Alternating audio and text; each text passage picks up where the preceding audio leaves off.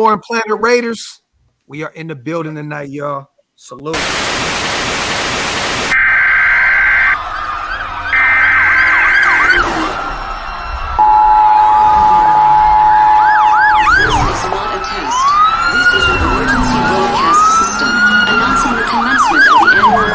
Sanctioned by the new founding fathers and America, a nation reborn.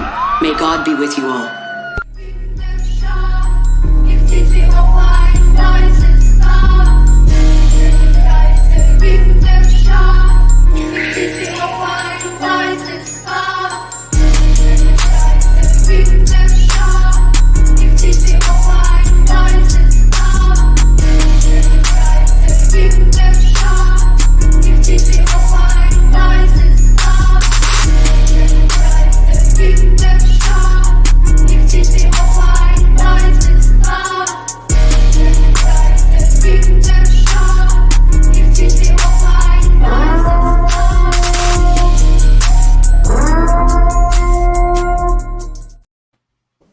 Yo, man, shout out to everybody already rocking in the building, man. We see all of you guys. Make sure you wipe them feet, meaning hit them thumbs up, pay your bar tabs, break them thumbs, do all that good shit on all 4 channels, man. You already know what time it is. We got OakLosVegas Raiders Network. We got Wasted Talent, Raider Nation Unlimited. We got Hammer, which he has a million different names in one.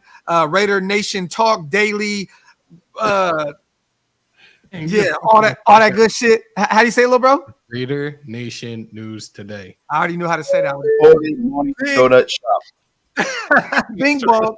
Shout out to Big Mike Raider as well. Follow him on YouTube, man. Our Planet Raiders brother and one of our senior writers over at the website, man.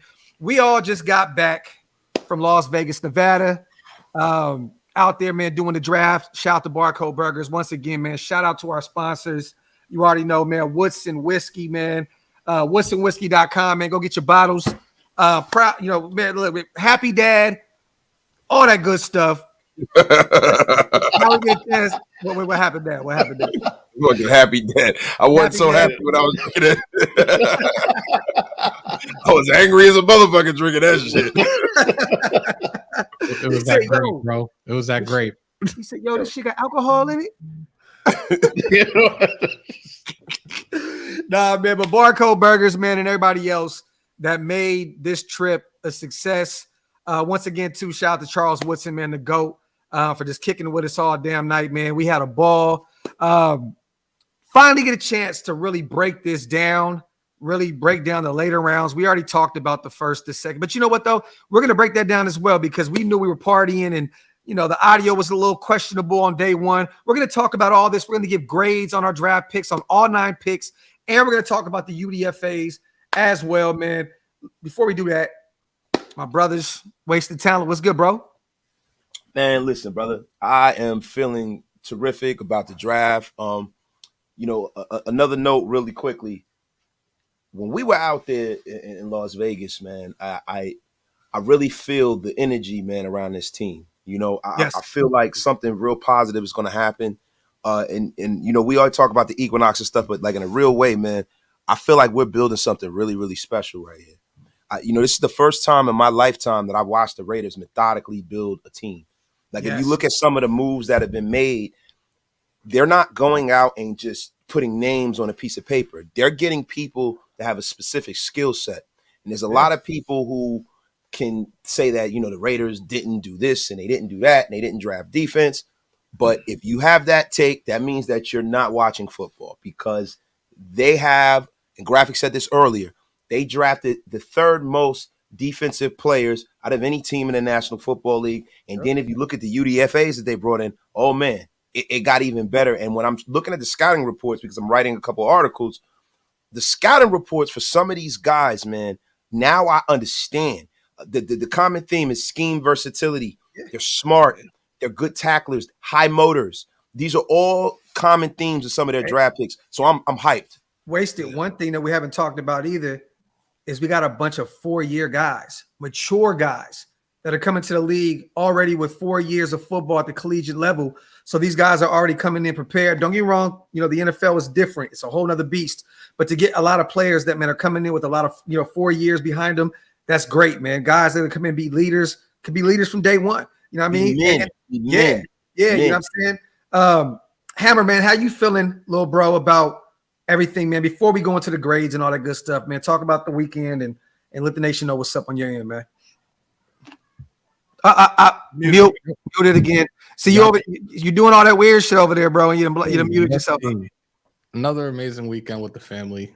Look, I put that picture up. Y'all know what it is. Like, these are my brothers, man. And it was great hanging out with Mike for the first time. Well, really the second time, technically. Yeah. But this was a really good weekend, and it's one of those, like, every time I have to go back, I don't want to go back. Yeah. But overall, it was a great experience, especially covering the draft for the second consecutive year.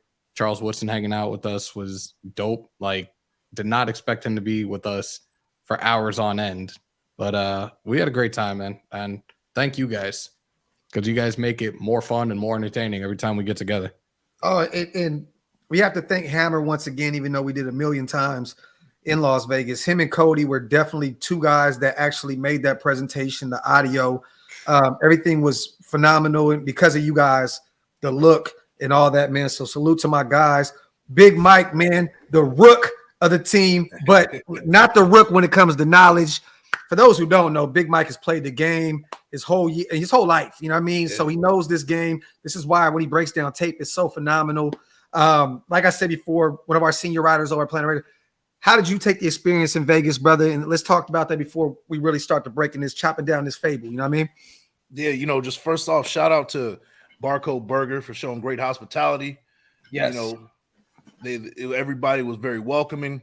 All the people that I've seen in the chat, like LV, Maximus, a whole bunch of people that that have been in the chat, and then I've said what's up to over the months. Yeah.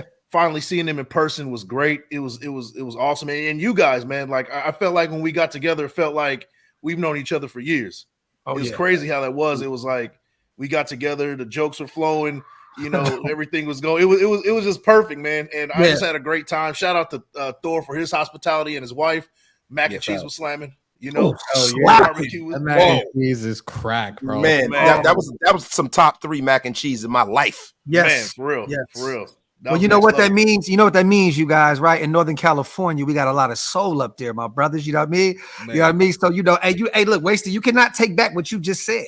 You know what I'm saying? But that's probably because she got southern roots. You know what I'm saying? Here we go. But it is look, bro. Look, we're not set tripping today, bro. We're not set tripping today. Nah. I'm sorry, brother. So let's go ahead, brother. Go ahead. Finish that's all I got, man. That's all I got. Just a great time all across. You know what? Really quickly, man. I also wanted to say this about the whole experience at Barcode, man. There's a lot of times, man, where you meet people, and see, I'm not the kind of guy when I meet players and I meet, celebrities where I fan out like that. That's just not who I am. You know what I'm saying? Because I'm a man, they're a man. A lot of times I get in their space, I leave them alone. It's crazy, man, when you meet a guy like Woodson, man, and he exceeds your expectations. Because we've met him before. This is the first time I really got a chance to really in-depth kick it with him. And we, we had a great conversation with him before the interview that Graphk and Raider Cody had. Shout out to Butters. You know what I'm saying? But, but nah, man, listen, bro, he exceeded my expectations, man. What a terrific, down-to-earth, excellent human being, bro. Yeah, shout out to that, bro. Let's get these supers in real quick before we get to breaking this down. Shout out to Max. This draft was the beginning of us planting our flag on top of the AFC mountain. Max, I think we can all agree, brother, you have hit that shit on the head right there. Definitely facts, brother. Appreciate you. All the donation. Shout out to our little bro, Raiders Primos as well. Who is your sleeper pick from the Raiders? Also, out of 32 teams who got to steal the draft, who's gotten better after the draft? One of y'all want to take this? Because I know my guy, Nesta Jade, out of Arizona State, defensive tackle. I think that was a great 7th round pick. And from what I heard, our GM had him ranked a lot higher than that. I think around 5th round grade, somewhere around there, 4th round grade. So to get him in the 7th, that was definitely still, and I think Drake Thomas is kind of an easy call as well. Big Mike, what you got, man? Before I start, simple plug, right? PlanetRaiders.com. I covered the 10 UDFAs that we picked up as well, and that's kind of what I'm getting into. So my biggest sleeper is not somebody that we picked up in the draft per se. It's somebody that we picked up in the UDFAs. Okay. And it's McClendon Curtis, offensive guard. He played a little bit of tackle. He has a chance to make this squad possibly be a fit in the offensive guard position and also be that swing tackle, maybe compete with Brandon Parker to be kind of that swing guy that can play both guard and tackle. Yeah. It's a possibility that he makes a, starting spot or a good rotation piece. On top of that, he was like a 4th, 5th round projection guy. So it was kind of weird to see him still there on the, after everything was all said and done. So if I had to pick a sleeper, the biggest sleeper right now is McClendon Curtis. Yeah, I agree. Curtis is going to be a dog. He can potentially be our starting right guard going into the season. He's definitely going to battle it out with Muti. I'll tell you that. Real quick, you mentioned in the draft completely, Primos, before we go to our brother Hammer. I got to say this, and I hate this team, and all 4 of us can agree. Denver got better, man. They got Drew Sanders. I think he's going to be a steal for them at the linebacker position. I hate it. I hate it. But I have to be honest. I think that was one of the steals of this draft. We got our little brother in the background as well. Andy's in the building. Salute. ShieldMore. Definitely a steal. Hammer, what you got for us, brother? You want to answer what Primo's got going on? Not really a sleeper, but a holy shit, we really did this. And that was trading up in the 2nd round and getting Michael Mayer. Like that. Man, we all were like, wait, what? Like, yeah, we got who? Yeah. Look, dude was actually supposed to go ahead of these other tight ends in the 1st round. Yeah. We've heard the comparisons already. Comparison being Baby Gronk, Mark Andrews. Again, stated this the other day in Me Away So We're On. Seen Garoppolo's numbers when he had George Kittle as a tight end. This kid is going to thrive in this offense. This kid's going to thrive in the red zone moving forward. There you go. Wasted. What you got for us before we go? Holla at Andy. I know he got a lot to say. You know about sleepers. When you talk about sleepers for the entire draft, man, for us, I think it's Smith. You know what I mean? Yes. This guy's going to come right in. Yes. I mean, he's going to come right in, and he's going to pay dividends right off the bat. One of his player comparisons are actually Deron Harmon, but he's younger, more physical, a little faster. You know what I mean? And I'm glad that he comes in with that high football IQ as well. He's a downfield hitter. I wanted a younger safety, and I'm so glad. So our safety room now is a strength now. You know what I mean? Even with what happened? Yo, real quick, let me read this real fast. Wait till you got to hear this shit. You guys are the homies I chill with to get my Raider talk out with. Moving to Idaho didn't help my Cali football, so y'all are my savior. Shout out to our brother, John Corrigan. Now, wait to read this shit. This nigga who's supposed to be my relative, who I never met, better ball, or else we running that fade. D Birdie. Shout out to D Birdie, yo.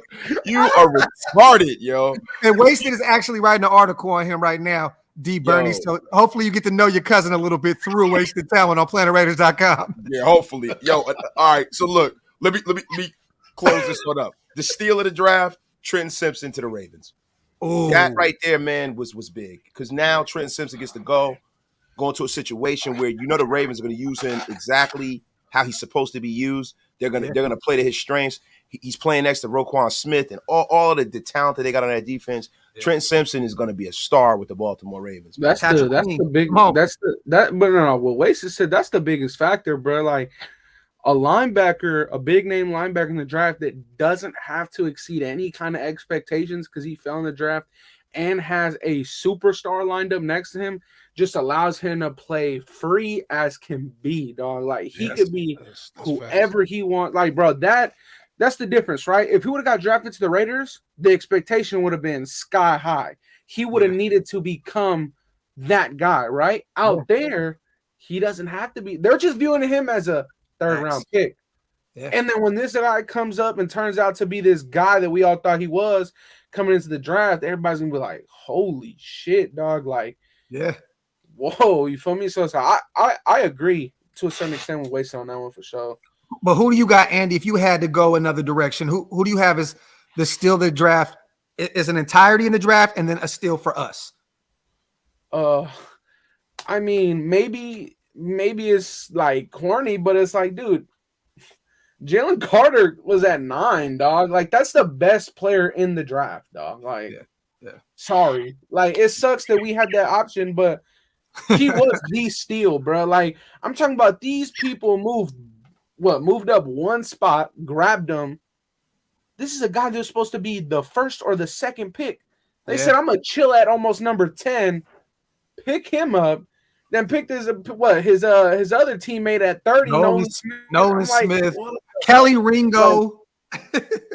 In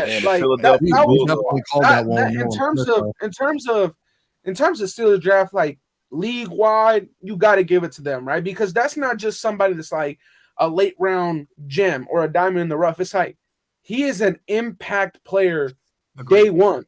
Like this is a guy that they're bringing in, and it's like, yeah, we just lost Javon Hargrave because he went and got cashed out $20+ million. Where for the next 5 years, we're gonna have him and his big homie Jordan Davis here right there next to him. It's like, bro, what the fuck? Hey, and Andy, and they're both still learning from Fletcher Cox as he's still on the defensive line as well.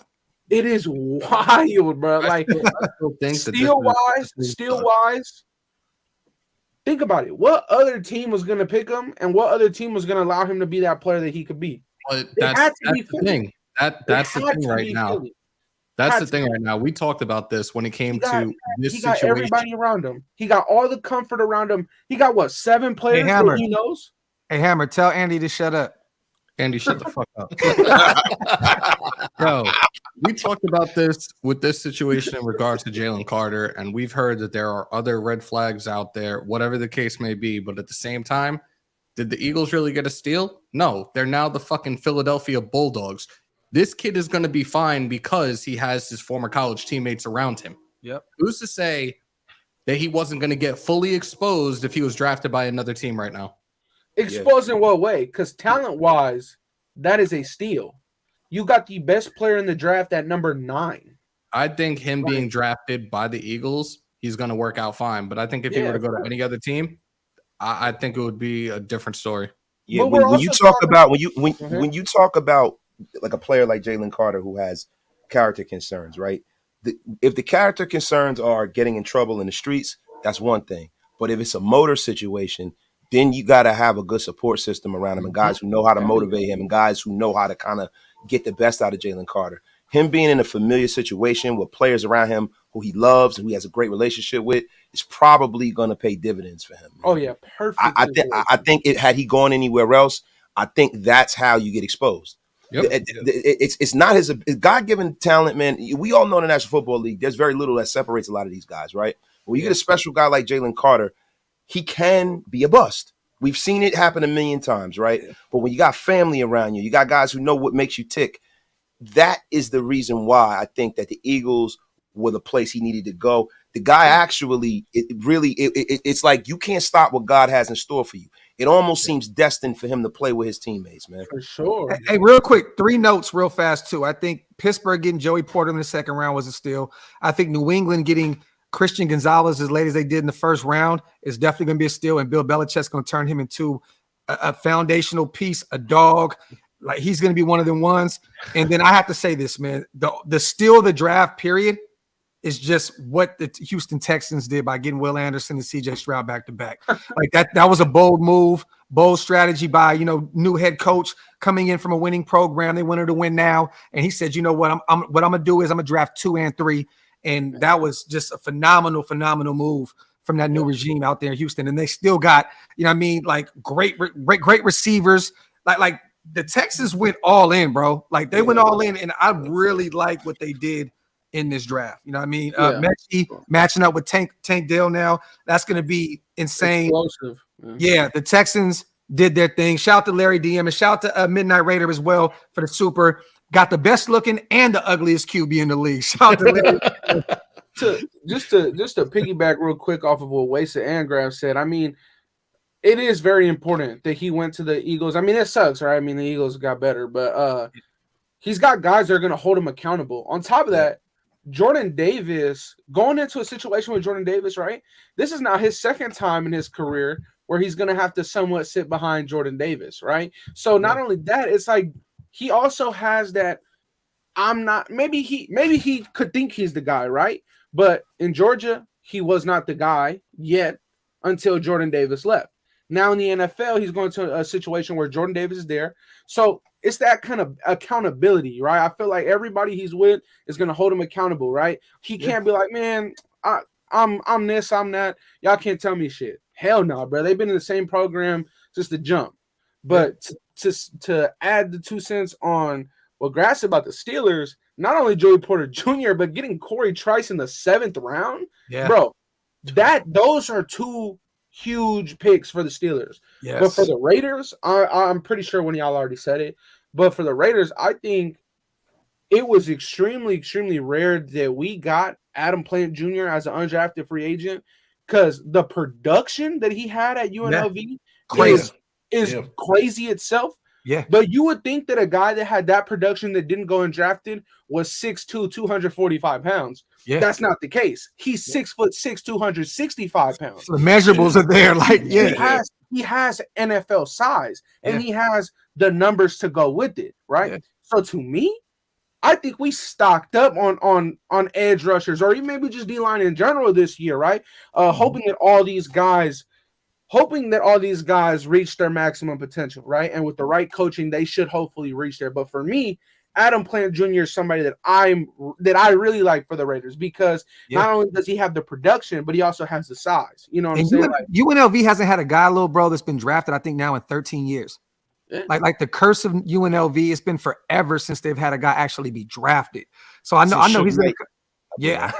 Hey, I think that he's going to be hungry. He's playing for the home team, man. You know, I think it's going to be that's definitely a steal. And hey, I was going to ask you too. It's funny you brought him up, because I was going to ask either one, you or Big Mike, to do some breakdown, some film breakdown, because like Andy said, the production is crazy. Like not even just crazy, fucking insane at what he did at UNLV. So one of y'all, man, break that film down at some point. And our 7th round DT out of Arizona State. I want to see what we can do with him. I'm about to quarterback this situation with playing the Raiders right now. Big Mike, I need you to do the DTs, and Andy, I need you to do all our offensive tackles, all our offensive line guys. If you could. There we go. Because Andy's the offensive line aficionado. Yes. You know what I'm saying? Yes. Hey, Max, to answer your question, I would love Jakorian Bennett to come in and win a job. And this may be a bold take. This may be a hot take over here, you guys. I have a feeling, right, that Jakorian's going to be more of a rotational piece in year one. I think it's going to be Duke Shelley on one side. No one wants to hear this. I think Nate Hobbs is going to be on the other side, and Tyler Hall is going to be in the nickel. That's not a hot take at all. Well, look, to a lot of people, because I would really be disappointed if that's what we went into the season with. Not going to lie. You said you'd be highly disappointed. So what do you think would be the best? Dude, you got to bring Rock back. You have to. There is no way you're telling me I'm going in there with Duke Shelley as my starting outside corner, bro. Like, I get it, bro. The PFF grades, beautiful, great. The pass breakups he got in a very limited role, beautiful. To me, that sounds like a player that had opportunities, and he was very opportunistic, right? He took what he got. But to me, that small sample size, we know what this league is, bro. It's an offensive-driven league. You tell me that this man had 16, 17 games to play on top of hopefully a playoff run, then you see what a player truly is, right? And in the small sample size, we really got a good sample size with Duke Shelley. He was a highly, highly graded player, and I love that. But to me, I would be extremely disappointed if we went into the season with that. But why? Because first of all, we signed him to a 1-year deal. If he goes into camp and wins that job, why would you be highly disappointed? If he won that job with us bringing Rock back, and he beat out Rock and he beat out Jakorian, good. That means he's doing something right. But at the same time, that job is not just won in camp. You got to win that job week in and week out, because you did draft Jakorian Bennett, and you do have Rock on the roster that was a starter for 3 out of his 4 years with the Colts. So it's like, for me, I think that you got to bring Rock back to give Duke that competition. I think that when we saw in the first 4 weeks, Nate Hobbs on the outside and Yasin on the outside, Yasin looked like a top guy out there. Top guys. He was getting targeted and getting past breakups. Injuries happen, right? They happen. So it's kind of tough. But at the same thing, right?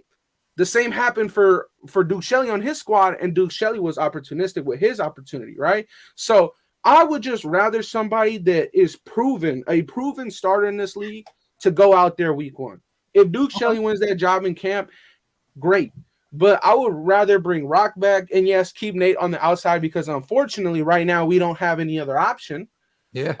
But bring Graphk back, or you could go as far as saying Graphk, Jakorian, and slide Nate back, and then you could do a whole lot of other stuff with Tyler Hall with the proper coaching. Yeah. But once you go into other dime packages and 3 down lineman sets where you put an extra DB out there, all that kind of wild shit when you play the Chiefs and the Chargers, right? Then you could really, because personally, right?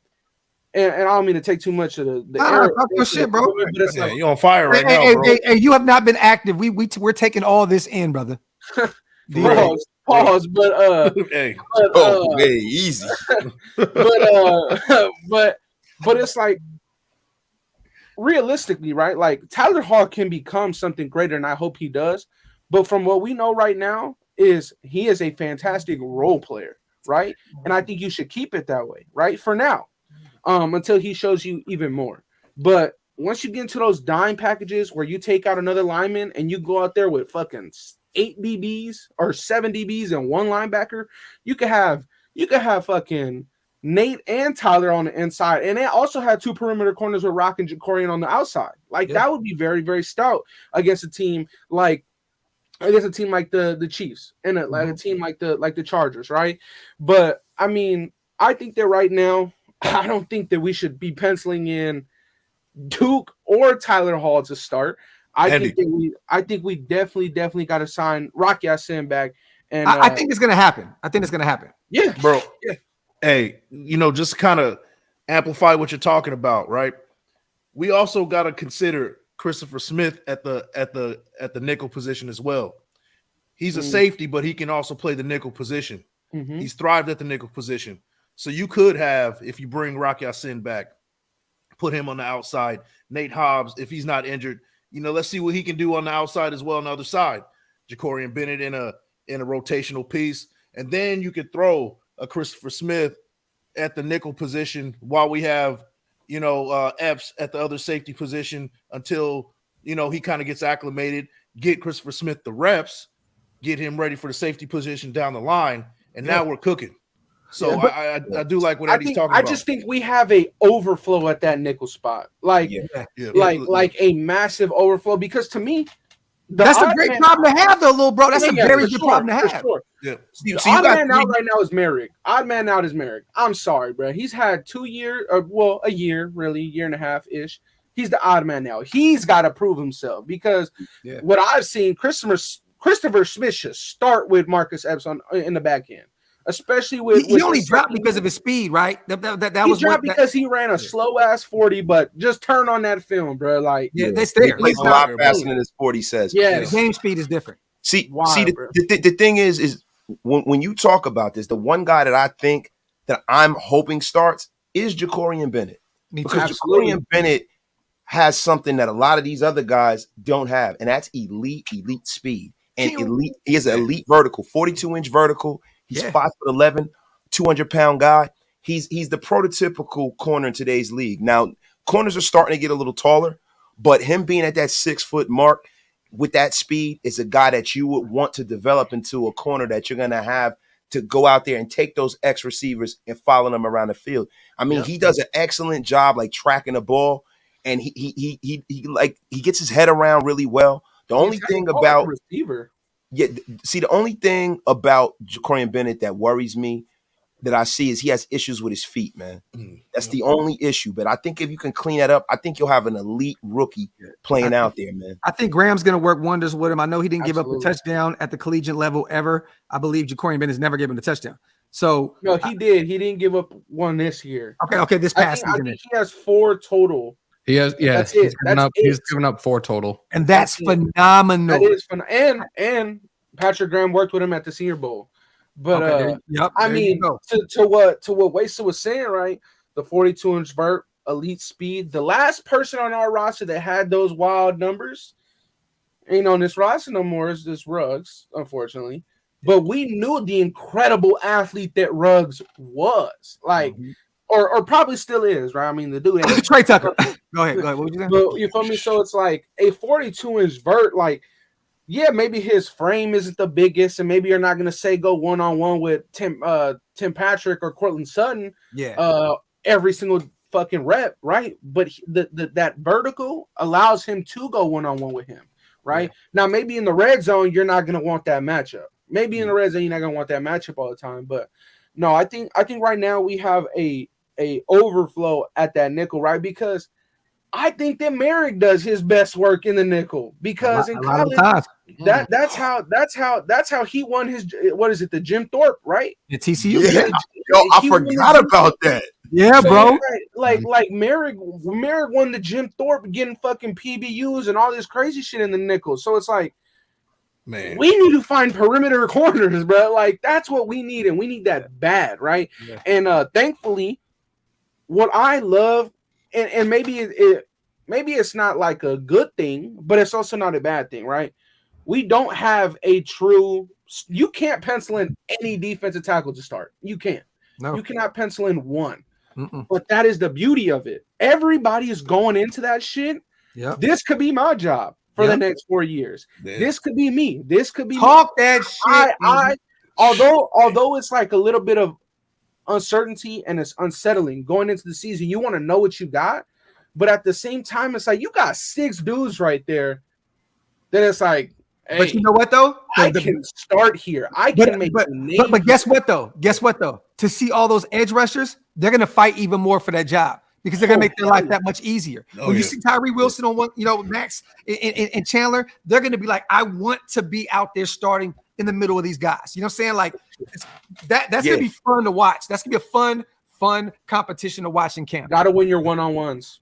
Yes. You know what's great about this though, and Graphk and I spoke about this earlier.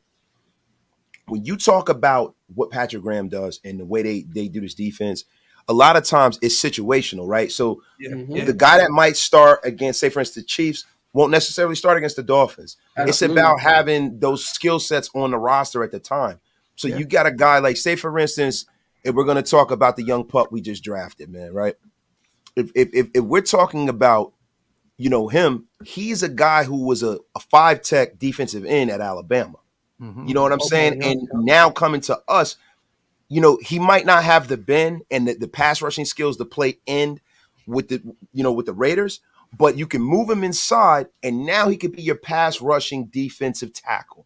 You know what I mean? Because he has, strength, he has explosion, and he can get up the field after the quarterback. He's going to be one of those guys, man, that maybe can develop into a Justin Tuck level player. Now I know that's a huge ask because Justin Tuck is a borderline.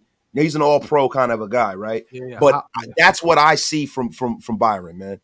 Okay. That's what I see from him. Byron Young is going to hold on. So we're going to do that. We're going to talk. So we're going to get into these grades in a minute. I want to throw this one a little, bro. Hammer. New England, and shout out to our brother Rube on a $10 donation. New England always has a rotation of late round corners who all produce. I love that this question came up right one time when we're talking about corners. J.C. Jackson, Marcus Jones, Jonathan Jones, Jack Jones, all small press man corners. Do you think we're going to copy that mode going forward? What do you think about that, little bro? You're on mute again, bro. Wasn't J.C. Jackson undrafted? Yes, UDFA. Right? The funny thing is, year in and year out, it seems like New England will develop some solid cornerbacks, but when it's time for them to get their bag, they're gone. Yep. So, they know what they're doing over there. That's their little. When you know how to draft, you don't got to pay anybody. That's why there's 6-7 rings over there, bro. Like, you know what I mean? 6 rings. Like they know how to do this thing. And I wanted to ask this, my fault. Oh, well, you better keep saying something. I want to hear what you have to say about that, because do you think that we're going to start kind of mimicking, that movement? I think ultimately it can happen. Again, this regime, we had a 1st and 2nd round pick this year. They, in my opinion, they really knocked this draft out of the park. And I don't care what any of these analysts, ESPN, NFL Network, any of these clowns have to say. These guys, and I said it, I put that tweet out that I hope Raider Nation really did trust the office going through this process this past weekend. I most certainly do. I'm very happy, and I'm just looking forward to seeing what these guys do on the field through training camp and preseason. Especially looking at Peter King's article today, like it really sold me even more on this regime. How close they are with Zeke, Champ Kelly, Josh McDaniels behind the scenes all together. Peter King was like a fly on the wall, taking notes, watching the process. And these guys just literally sold me on everything that they had going on. Mark Davis coming in there and just saying the way the process, like the process of what it's just, these guys definitely know what they're doing. I know it's going to be rough for us to get over the 6-11 situation. And I said this earlier on my Coffee and Convo show. These guys came in and did some things that other regimes didn't do. They came in, they made Devontae Adams a Raider. They went and got, I know Chandler Jones is up there in age and didn't really perform until in the latter year, but went out and got a pass rusher that's been phenomenal in the NFL for years. And then they got rid of a quarterback. It was time to move on. They had the bravery to do so. And I love what we did. And I love the process of what these guys go through. Like I'm telling y'all, if you haven't got a chance to, go read that Peter King article. I'm telling you, we finally see a direction of the franchise. Yes. You know? Yeah, man. It's like it no longer looks like, damn, bro, it's the same old. Yeah, like it's very listless, right? Like you know the thing about when I hear the grades from fans, because we did a rant show yesterday, Hammer and I. Yeah, and loved it. Great show. If you guys don't get a chance to, go over there to Oasis and check out him and Hammer's show yesterday. Phenomenal work. So thank you, appreciate you, bro. Like what happens is I see there's a difference in Raider Nation. You have Raider fans, and you got other fans who want to be right. And them being right about these guys is more important than what's actually happening. And they can't be objective. And to me, I have no bandwidth for that shit. If you can't look at what's just happened and just be hopeful and you keep shitting on all of this, then that means you got to look at yourself in the mirror and you got to say to yourself, man, am I a Raider fan or am I just a fucking douchebag who thinks I know everything? Because you were wrong about these guys. These guys are turning this around right now in real time. And there are a whole lot of people that are going to be eating a whole lot of crow. Because I'm not saying we're going to the Super Bowl this year, right? But what you're definitely going to see this year is you're going to see a fucking huge improvement into the style of this roster. So the year after this, you're going to be like, man, the Raiders really got a chance to go for it. Yeah. And once again, the third highest, we had 9 picks. We took, I believe, we will only be behind Philly and Seattle, you guys. That's it. We addressed the defensive line. We went and got a few LBs. And when I say few, we got one Drake Thomas as a UDFA. And then we attacked the secondary. I only wish we left with an extra DB. I know we got the UCLA corner as a UDFA as well. So I'm still happy about that. But I wish we'd have got another one in the draft. I wanted 2 corners this draft. That was the only thing. And I think we left with 2 linebackers. No, Amari Burney, and he's the only one we drafted though. That's the only one we drafted. Yeah. Drake Thomas was a UDFA. But I wish we would have got another corner in those 7 rounds. You know what I mean? Absolutely. Like, and that's the only spot where, like, that's why the Trey Tucker situation, right? I know a lot of people hated it, but I know why we did it, and I think it's going to be a baller for us. But I was looking at that spot right there, like, go get the corner, go get another corner. And we didn't. And that was the only thing I was frustrated about. I think that we could have got Byron Young a little later, but maybe they felt like he was going to be off the board. So it is what it is. But I think we definitely smoked this draft. John, who boo-booed the draft? You know what's funny? I feel great about this. The Niners. The Niners didn't have a good draft. They didn't have a good draft. No, they did. They had a good draft. Did. Graphk, I think they did too. How? They got Jair in the 4th round, I'm pretty sure, bro. No, later than that. But Jair, but that's cool. But go else. Who else? They had like 3 picks, bro. What do you want them to do with that, bro? Who did they get? They got a starter out of having 3 picks. Jair Brown. They got a starting caliber safety and 3 picks. Starting caliber. He's gonna start. He's gonna start, bro. They lost Jimmy Ward. Yeah, he's got some big ass shoes. Hey, chat. Do me a favor. Unsubscribe to all these guys that are backing up the Niners. They are some hoes on this live stream right now. Okay. Now we're they could have drafted 10 Jalen Carters, and I'd have been like, the Niners had the worst draft out of any team. Hey, Denver as well, even though they got Drew Sanders. Bro, the draft, bro. It's probably the Jets, bro. They did bad. The Jets? Yeah, I say the Lions. Really? No, hell no. I mean, just what they did in the first round, it was kind of head scratching. Yeah, Jack Campbell in the first. Jack Campbell, Jahmyr Gibbs in the first. It's the same thing when we had Leatherwood. No, it ain't, because that shit was terrible. But guess what? When we had Leatherwood in the first and Merrick in the second, if you would have flipped those, everybody would have been okay with it. Same thing. You flip Jack Campbell and you flip what they did in the third round. The dude's getting away, or second round is getting away from me. Everybody would be okay with that draft. That's valid. That's really fucking valid. I think the Lions did good. I think the Lions did very good. They got their running back. For them, I don't think their running back is them. They had Dave Montgomery, but I get it. It's like it is what it is. I mean, I think that for what you were saying, Graphk, about Trey Tucker, I just felt like. Hold on to that, because we're gonna go through all the. We're gonna do this right now. I have one question, grade you guys, and I want you guys to actually grade each player as we go through it as well in the chat. Real fast, shout to the Raiders fan. I believe my brother was out there at the bar rocking with us too. Shout to my dog. Tyree Wilson reminds me of OC. Okay, is that a good comparison? Go Raiders. I don't know who that is. I'm not gonna lie. No. Samar. The one comparison that's out there right now is when it comes to Tyree Wilson is Jason Pierre-Paul. And I hear a lot of that. I hear Matt Judon. Scout got Matt Judon. JPP is solid as fuck though, but JPP isn't that heavy though. Yeah, is he? I don't think so. I mean, I just think that the Miles Garrett shits are a little wild, but yeah. Oh yeah, I don't agree with the Miles Garrett. I think they're looking at the wingspan that he possesses, but I think his wingspan is longer. I do like Matt Judon though. I like that comparison. I definitely do like that. And if it comes out to be any type of player like Matt Judon, I think we won with pick 7 in the first round. You know who he reminds me of? I want to go back in the time machine a little bit. Reminds me of Willie McGinnis. Oh. He reminds me of the Lord of the Rings, Willie McGinnis, man. Okay. Lord of the Rings. Yes. That's what Willie McGinnis used to call himself, the Lord of the Rings. Are we grading that right now? Is that what we're doing? We're starting at number 7? No. I'm going to go through this right now. Let's get these supers in real quick so we don't make nobody feel no type of way. What do y'all think about picking up your sin? We're all in agreement to go get you sin. Your sin. Sign to a 1-year deal. Bring him back. He already knows what we got going on over here. Bring him back. Miles Jack, no. Maybe trading Renfro for Patrick Queen or Devin White. Now, bro. I do that right now. I would go for Patrick Queen over Devin White. We talked about that the whole weekend because a lot of people were asking us about that in regards to trading Renfro for Queen. They have Bateman. I am hearing a lot of Alden Smith. They have Mark Andrews. They have the kid that they just drafted. It ain't gonna fit, and the money ain't gonna make sense either. Yep, that's really cute. Shout out to Hawk, man. Get a nickel rotation of Merrick, Hobbs, and Hall. Rock, Faison, and Bennett on the outside. Then Smith and Epps up top. Palomau and Diablo at linebacker. Now, Andy, I think you brought that up. That I think Palomau put up 20 pounds, right? Do you think they're going to move him? It was Scout. Yeah, I don't know.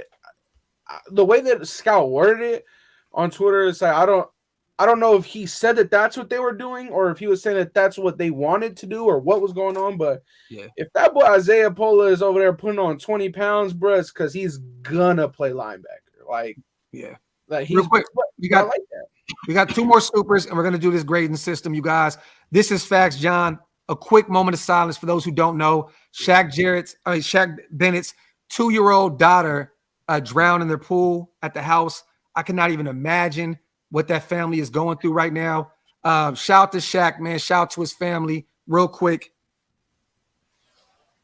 Rest in paradise to Shaq, man. Barrett's daughter, man. I hate it. My bad. I was reading Shaq Bennett, but I know it was talking about Shaq Barrett. Rest in paradise to his daughter, man. I can't even imagine what that feels like. That's insane, man. So once again, rest in paradise. And thank you, John, for bringing that up. Shout to Darth Vader. Stand up all DEs in the psycho package. Talk that shit, Darth Vader. Yeah, I like that. And then we get smoked for 30 yards on the inside zone. I knew Andy would be the one to just decimate that shit. Shout out to Gio. Rocket Sin was solid. If he's the number 2, we're good. But we need someone like Bennett to jockey for that number 1 spot. But we probably need a free agent. Hobbs is a true nickel. His skill set is much better utilized there. Shout out to our dog, Gio. Definitely agree with you on that shit, brother. Shout out to Black Sales, our other guy, man. Salute to my bros. Y'all killed it this draft weekend. I won't miss the next one. This is the first draft in a long time where I have no complaints. And I think a lot of us agree with you, Black Sales, on that. You know what I mean? Yeah, the Tyree Wilson was kind of a shocker because, Jalen Carter was on the board, so we all kind of shit the bed a little bit, especially wasted. But we'll talk about that here because we're going to break down that that report card here shortly. Shout out to Ten Commandments. KC has an awesome DT and Chris Jones who disrupted our offense in both games last season. Do you think we addressed this concern? I don't think you can really address Chris Jones, brother. I don't think you can. There's certain players that you can't. Yeah, like I mean, if you can get a Kelsey at the center position, great. But like the motherfuckers don't grow on trees, bro. Andre James is gonna have to got smoked in the Super Bowl. And there you go. But I'm just saying, even he gets smoked. You know what I'm saying? So at the end of the day, man, that's a top DT. You kind of just gonna have to just double team that motherfucker as much as you can and just hope that he don't fall on your quarterback's line. Chop that motherfucker every rep, every time. Rep. Tyree Wilson reminds me of Derek Burgess. I'm gonna be real with you. I think Tyree can be way better than Derek Burgess. Really? Yeah. Derek, listen, man, let me tell you something, man. Derek Burgess was one of the premier ends in football, bro, for a long time. I know. He played with a lot of talented guys, Graphk. We grew up in that era. I know. We watched very close. Shadow, bro, I pray that he can be as good as Derek Burgess. I don't want to just cast Derek Burgess to the side. Derek Burgess was a dog, bro. I hope he is that good. Tyree's going to be a GOAT. All right, let's do this. I'm going to say a name. We're going to start up top with Hammer. I think he's already know where he's going to go with this because this is a guy that just earned him a free flight to Dallas, Texas. Round 1, pick number 7. Tyree Wilson. What do you grade this pick? Given an A. I'm not gonna go overboard, go A+ just because, like, look, we know I've fucking shouted his name for fucking months on end. Very talented edge rusher who could actually also play the inside if need be. This fucking freak athlete. He was a guy that they had projected to go earlier than 7th overall. He's going to be a huge asset for this defense. Whether he's out there on the edge, whether they're running a NASCAR package, he's there, or they try to flip him back and forth. But this dude is going to be a force to be reckoned with for years to come. Most definitely. So I definitely, at this point, I give him an A. I got an A- because Jalen Carter was on the board. That's it. Wasted what you got. I got a B+ because Jalen Carter was on the board, and I don't want to overstate something here, man. Like the thing about it is that with Jalen Carter being on the board, and now I'm okay with it now. But the thing is that they were like, we're not going to take Jalen Carter because he has an issue or kind of a strike, and he's not a clean prospect. Yeah. Well, Tyree Wilson is a B+ because he has an injury history. He wasn't on their board at all. Jalen wasn't on their board at all. No, yeah, I know. Peter King said that. So now you've seen the 4 guys, right? It was. Thank God Paris Johnson went to Arizona because he would have been great. My God. Yeah. So wait, what happened? They put it was Paris Johnson, Devin Witherspoon, Tyree Wilson, and Will Anderson. Will Anderson. So what? Yeah. Jalen wasn't on their board. But the thing about Wilson that scares me, it would be an A for me had he not been injured most of last year. And it's a foot injury. He's a tall guy, and that's like a basketball injury. It scares me because we got to go back to the days of Darren McFadden. I hope his foot is completely healed. Because Science is different now. Science is different now. If Darren McFadden had these doctors today, he would have been a whole different ball player. Hold up. Send a bow, bro. That fucking injury, he would have been back in 3 weeks, bro. Like, he played in 10 games last year, bro. Who? No, but he did miss some time though. Yeah. No, he did. He did, and he just had surgery. What, like, was it 6 weeks ago? He was already cleared. The thing is, right now he's allowed. He got cleared for certain shit. They just said that he can't be sweating too much, or else certain weird shit can happen to his foot. But yeah. But I don't a B+. You get a B+. A B+ because I got PTSD from DJ Hayden and Jakorian Connolly and all of those guys. It just seems like we draft these guys and we hope they're going to be healthy in the NFL. And it's like, bro, I don't want to hear that this guy has an injury thing. Just draft a guy who's healthy. That's the fucking basis. Your ability is your availability, you know? Yeah. What you got, Andy? 100% agree with Wasted. B+. Okay. Big Mike, what you got, brother? I give it an A, and I broke everything down by numbers. I'm a big numbers dude. I give it a 94 grade out of 100. And one thing we didn't talk about was Jalen Carter's work ethic. Everybody was, talking about his background and things like that. Remember, he came in the pro day 9 pounds heavier. People were questioning his does he like playing football? We compared him to a dude from what's the dude's name? D tackle with the Titans, went to the Redskins, got super. Albert Hainsworth, right. Big Albie Hainster. And that was kind of gave me pause, and we got excited. Jalen Carter was on the board, but you were right. If the Eagles is the perfect fit for him because he's going to be with his brothers. Yeah. Who's to say that that's going to happen with the Raiders? To me, I don't think that it would have been a good fit for us. I think Tyree Wilson is a solid pick. I would have liked Devon Witherspoon, but he went early. But 94, A grade for me, man. So, Andy, what happened was Josh McDaniels and those guys were praying that all 4 quarterbacks were off the board by the time we drafted because they wanted to make sure that one of those 4 guys dropped. Because if they didn't, I believe they were trying to trade back. They loved Anton Harrison, the tackle. They loved – who else they loved? There was another guy you said this is an article? Yes, Peter King was there. He was in the draft. He was in the war room while we were drafting, and they were high. Dude, I gotta read that, bro. I think that's phenomenal, bro. And we wanted to trade up because I don't even know how to read, bro. Bro, we wanted to trade up and go. We wanted to trade up and get Drew Sanders also. What? Yeah. Well, they Patrick fucking Graham pussied out on that shit. Those fucking. Yeah. Never mind. Yeah. So, but there was some guys. You ain't got nothing good to say, bro. Don't say it, right? Fuck. Hey, but hey, it is what it is. All right, let's okay. So we got our grades with that one. Let's go to the next guy. Second round, pick 35.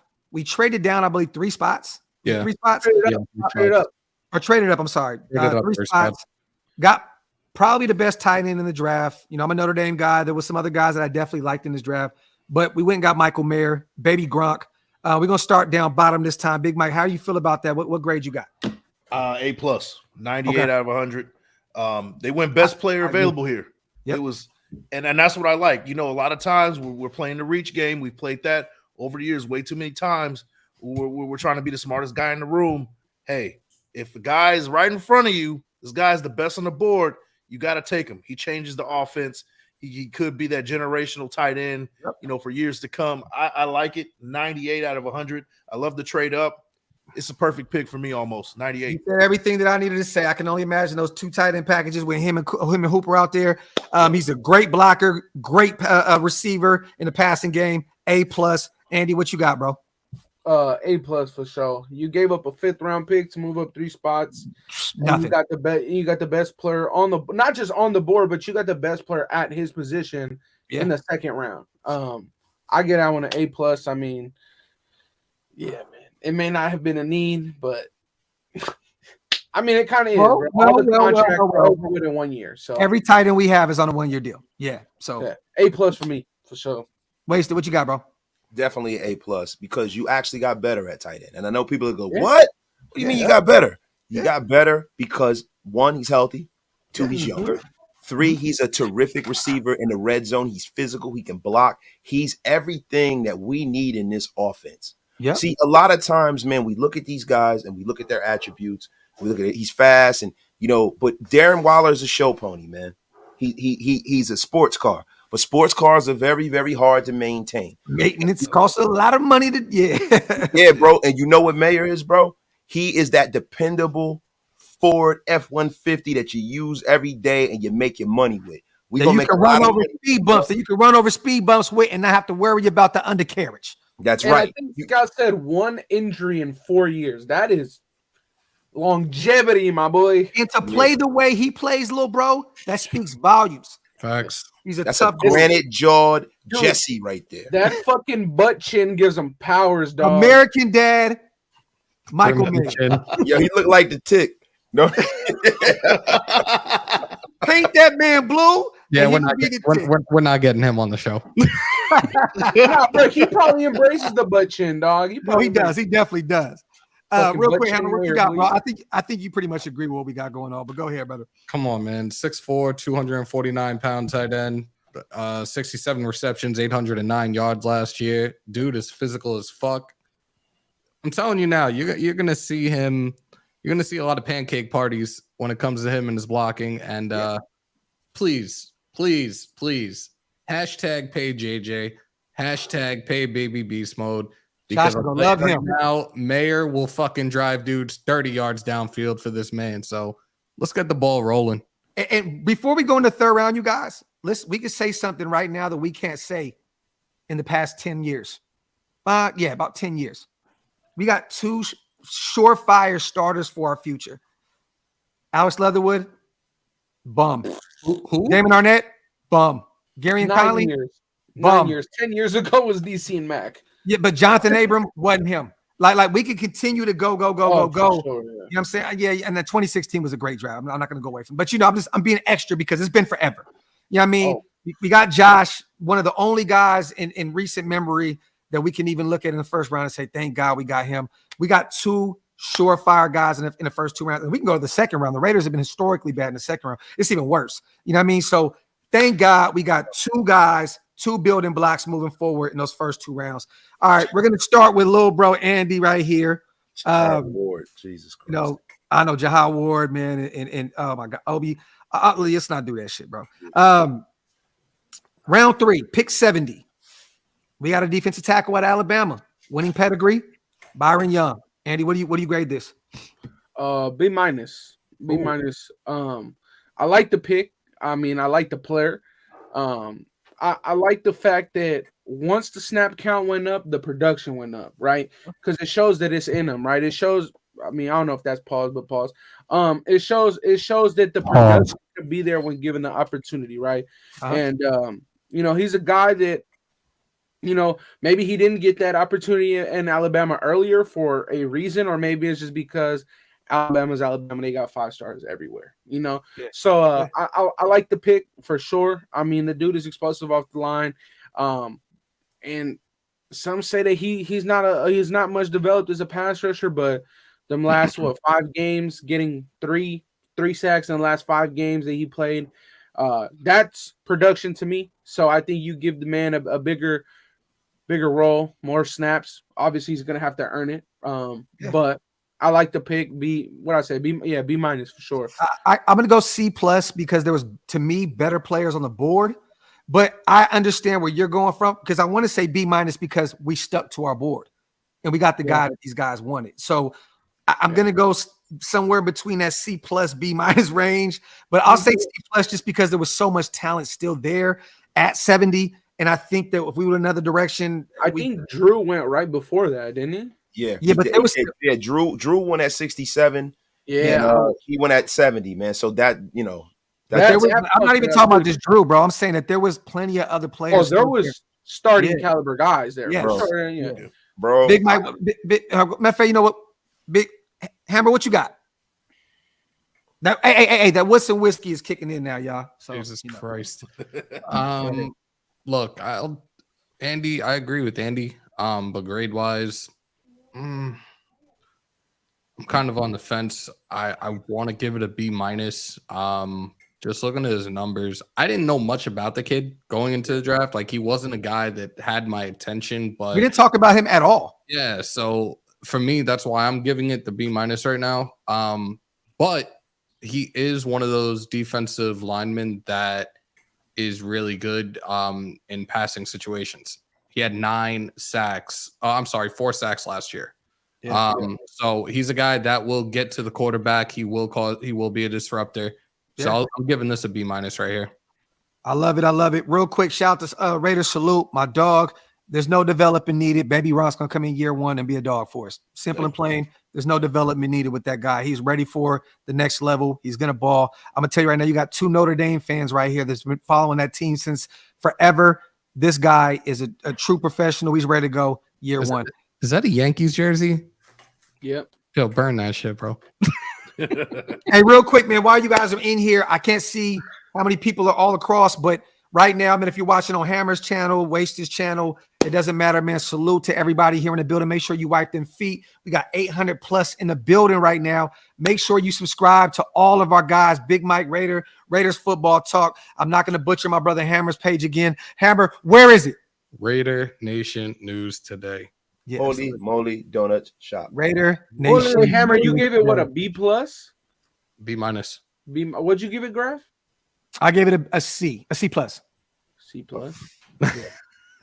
Wait, so what do you give this pick? So, real quick, before we say that, hit that subscribe also on Raider Nation Unlimited with our brother Waste Town. Please, because he's getting closer and closer to 7. And Big Mike Raider, once again, let's get him to 1,000 subscribers, you guys, before the season starts. Let's get our brother 300 away. 300 away. Shout out to Woodson whiskey too. Let's not forget that, right? But what I give this grade, I think this is the worst pick of the draft for us as the Raiders. I give it a C minus. I give it an optimistic C minus because if you look at the myriad of talent that went directly after him, this was a grave reach. You could have got this guy in the 5th round, man. Well, no, you couldn't have wasted. Now, let me read this to you. Let me finish, bro. Look at the guys that went after him. That's it, motherfucker. Yo, Garrett Williams. Right fucking after him, bro. Yeah, 2 picks after. Yo, Zach Harrison. You're right. Marte Marple from Sacramento State. Yes. Motherfucking, bro, Trenton Simpson at 86. Yeah. Dion Henley at 85. Man, I mean, bro, Jair Brown at 87. Yeah. Tank Bigsby. DeMarvin Overshown. Man, Dorian Williams. Wanye Morris. I mean, Darnell Watt. I mean, my God. A lot of guys we brought in for top 30 visits. Sakiaki. Yeah. I can't pronounce his name worth of shit. Is that a real name? He went at 98. I mean, but wait, let me tell you this real quick. The consensus board had Byron Young at 74. We took him at 70. So it really wasn't that much of a reach if you can go off the consensus. No, I don't think Waste is giving that the grade off of a reach. I think I know. He's giving it off of the talent that was there. And I agree with Wasted 100%, but it's like maybe that's the consensus board, but who knows how high they had that motherfucker if they had fucking who's the top 4? Harris Johnson? I mean, fuck that. Bro. Him, Spoon, Will Anderson, and Tyree. But see, this is my problem with that pick, too. That pick screams of Patrick Graham. Yeah. And I don't necessarily know, and I'm going to be honest with you, bro. I have grave concerns about Patrick Graham, bro. I don't really know if he's the guy. I don't know. You know, he's going and saying, I need this guy for my scheme. When the fuck did your scheme really work? Like, who's this guy, Rex Ryan or something? And that's my problem with it. Who is Patrick Graham? We better find out this year, because if we're passing on talented players because you want to take his skill set and you want to take a guy's skill set to fit your scheme and use him like a chess piece and pass on people who have a certain amount of ability, I got a problem with that. See, that's my only problem with these guys. Bill Belichick can do that. You can't. Well, you got to go out. Patrick Graham has no excuses anymore. He has no more excuses anymore because what he did, these defensive tackles, all those guys scream Patrick Graham. You went and got Matthew Butley. We got Neil Farrell Jr. You got Bilal Nichols now. You brought Tillery back as kind of a pass rushing DT. Like all these guys that we have a slew of guys that may not be the number one guy, but we have a bunch of guys, right? I think those something that we got to look at those. I mean, I agree with Wasted. Who the fuck is Patrick Graham? He really hasn't proved himself outside of having fucking Leonard Williams on his defensive line. But I mean, fucking, you got Tyree Wilson, Senior Bowl. We know who was the head coach over there. Yeah. Byron Young, Senior Bowl. Jakorian Bennett, Senior Bowl. Yeah. Like he's had his the fingerprint is Graham. You feel me? Like he's like, okay, yeah, I'm cool with these guys. I mean, I 100% agree. There was crazy talent on the board, but maybe it's a little bit fucking ironic or like hypocritical what I'm saying about his small sample size with the production that he put up in a bigger role. But that's why I give it like a B minus. But I 100% agree with what he's saying. Ridge, we got you. Shout out to the Ridge back. And see, this is my problem, right? Bowl. So say, for instance, Patrick Graham doesn't cut the mustard, we fire him. He's gone. How does that pick look now? Because we got a bunch of his guys. Yeah. How does that pick look now? Does it translate to another guy? Then he's gonna be another fucking guy that we saying, oh, you know what? He sucks. Get him the fuck out of here. And that's my problem. See, I need guys who are talented. So whoever you bring in here, they're like, you know what? I can use these guys. Yeah. That's my problem with that particular pick. That's the only pick where I had raised my eyebrows and said, whoa, what the fuck's going on? And I'm glad that it didn't hit me like that. I'm glad it didn't hit me like that, bro, because I didn't want to go on a rant after, like yesterday when Hammer and I won. Because I thought about that pick and I'm like, man, get the fuck out of here, man. I started doing my research and who went after this guy. I'm like, you could have got that guy in the 5th round, bro. No, it's no question about it, man. Okay, now let's do this. We broke that shit down to a T. This one's going to get fun because this is where the nation shit the bed and went insane all over social media. The Darren Waller pick at 100. Still a lot of talent left on the board. Okay. We decided on taking, Wait, we didn't get Mike's grade. Oh, did we? Oh, my bad, Mike. No. My bad. Wasted talk for 3 hours. My bad, bro. Go ahead. Hey, listen, man. I'm just making sure I follow your lead. Bro, I need to hear Mike's grade, bro. That's my dog, man. Go ahead, Mike. What you got, bro? C plus 78 grade. Wasted stole a lot of my thunder. I was gonna say exactly what I was gonna say. Exactly. So that's why. Yeah, there we go. Thank you. Thank you, Mike. But to their defense, to the Raiders' defense, I will say he does fit that mentality that they're trying to go for, that motor. You're looking for a guy with a motor, and Byron Young does have that motor. So I will say that I do understand where they're going with. I see the mindset. I see their thought process. I just don't like the pick. There was too many guys that we could have, got. Absolutely. And also, guys like Keanu Benton, guys like Mozzie Smith went a lot higher than what we all projected. So, who's to say that Byron Young was on that same list? Mozzie went in the 20s, right? He went 25th. He went 25th. So he realistically went about 5 spots higher than we originally projected, because a lot of us had Mozzie actually going to Philly, and that was talks throughout the league for a while as well. Went to Dallas. Yep. And they got a hot right take. there. Hot take. Mozzie Smith's going to be the best defensive tackle from this class, even over Jalen Carter. I agree. I agree with you on that one. I like Mozzie Smith better than Jalen Carter. So we all argued about Jalen Carter being the best player in this draft, and now Mozzie Smith's going to be better. You know what? I hate y'all motherfuckers, man. No, not Graphk. It's fit. Graphk, it is fit, bro. It's fit. Yeah. It's the fit, bro, and who he's playing with down there, bro. But what is the better fit than playing with all your collegiate partners winning national championships with? I don't understand.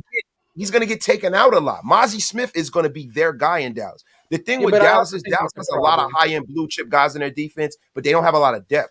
They don't have any depth at defensive tackle, so Mozzie Smith is going to shine in a different way than Jalen Carter. Jalen Carter is going to get sat down. Mozzie Smith will be the third best defensive tackle in this draft, after Jalen Carter and Kalijah Cansey.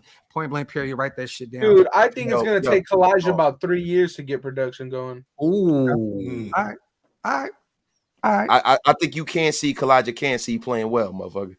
I don't think you're going to be all of that. No, I say 2 years. 2 years for Kalijah, because fuck, actually, never mind, bro. He's right there next to Vita. That's where Hankins is. Hankins is in Dallas. Oh, Hankins is gone, bro. Hey, Hankins. Hank, I think. Yeah, he needs to stick to that podcast shit now, bro. It's over. Eating a fucking sandwich up there with him. I think it takes 2 years.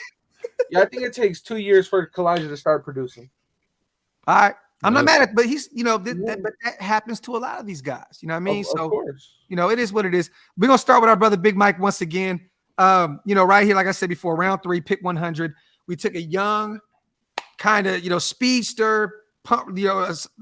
This guy, the speed is just different. This was Al Davis in the war room saying, go take Trey Tucker out of Cincinnati.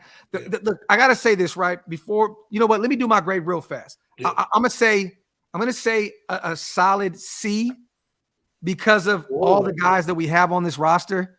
Right now, Hunter's still there. He could be a post-June cut. He could be gone. You know what I mean? Like if he's gone, then it makes all more sense in the world. We just went and got DeAndre Carter. We have Jacoby. We have Hunter. We brought back Keelan Cole. We brought back so many guys at this pick, and I do believe that they thought he was going to be gone because Jalen Hyatt went really early to the Giants.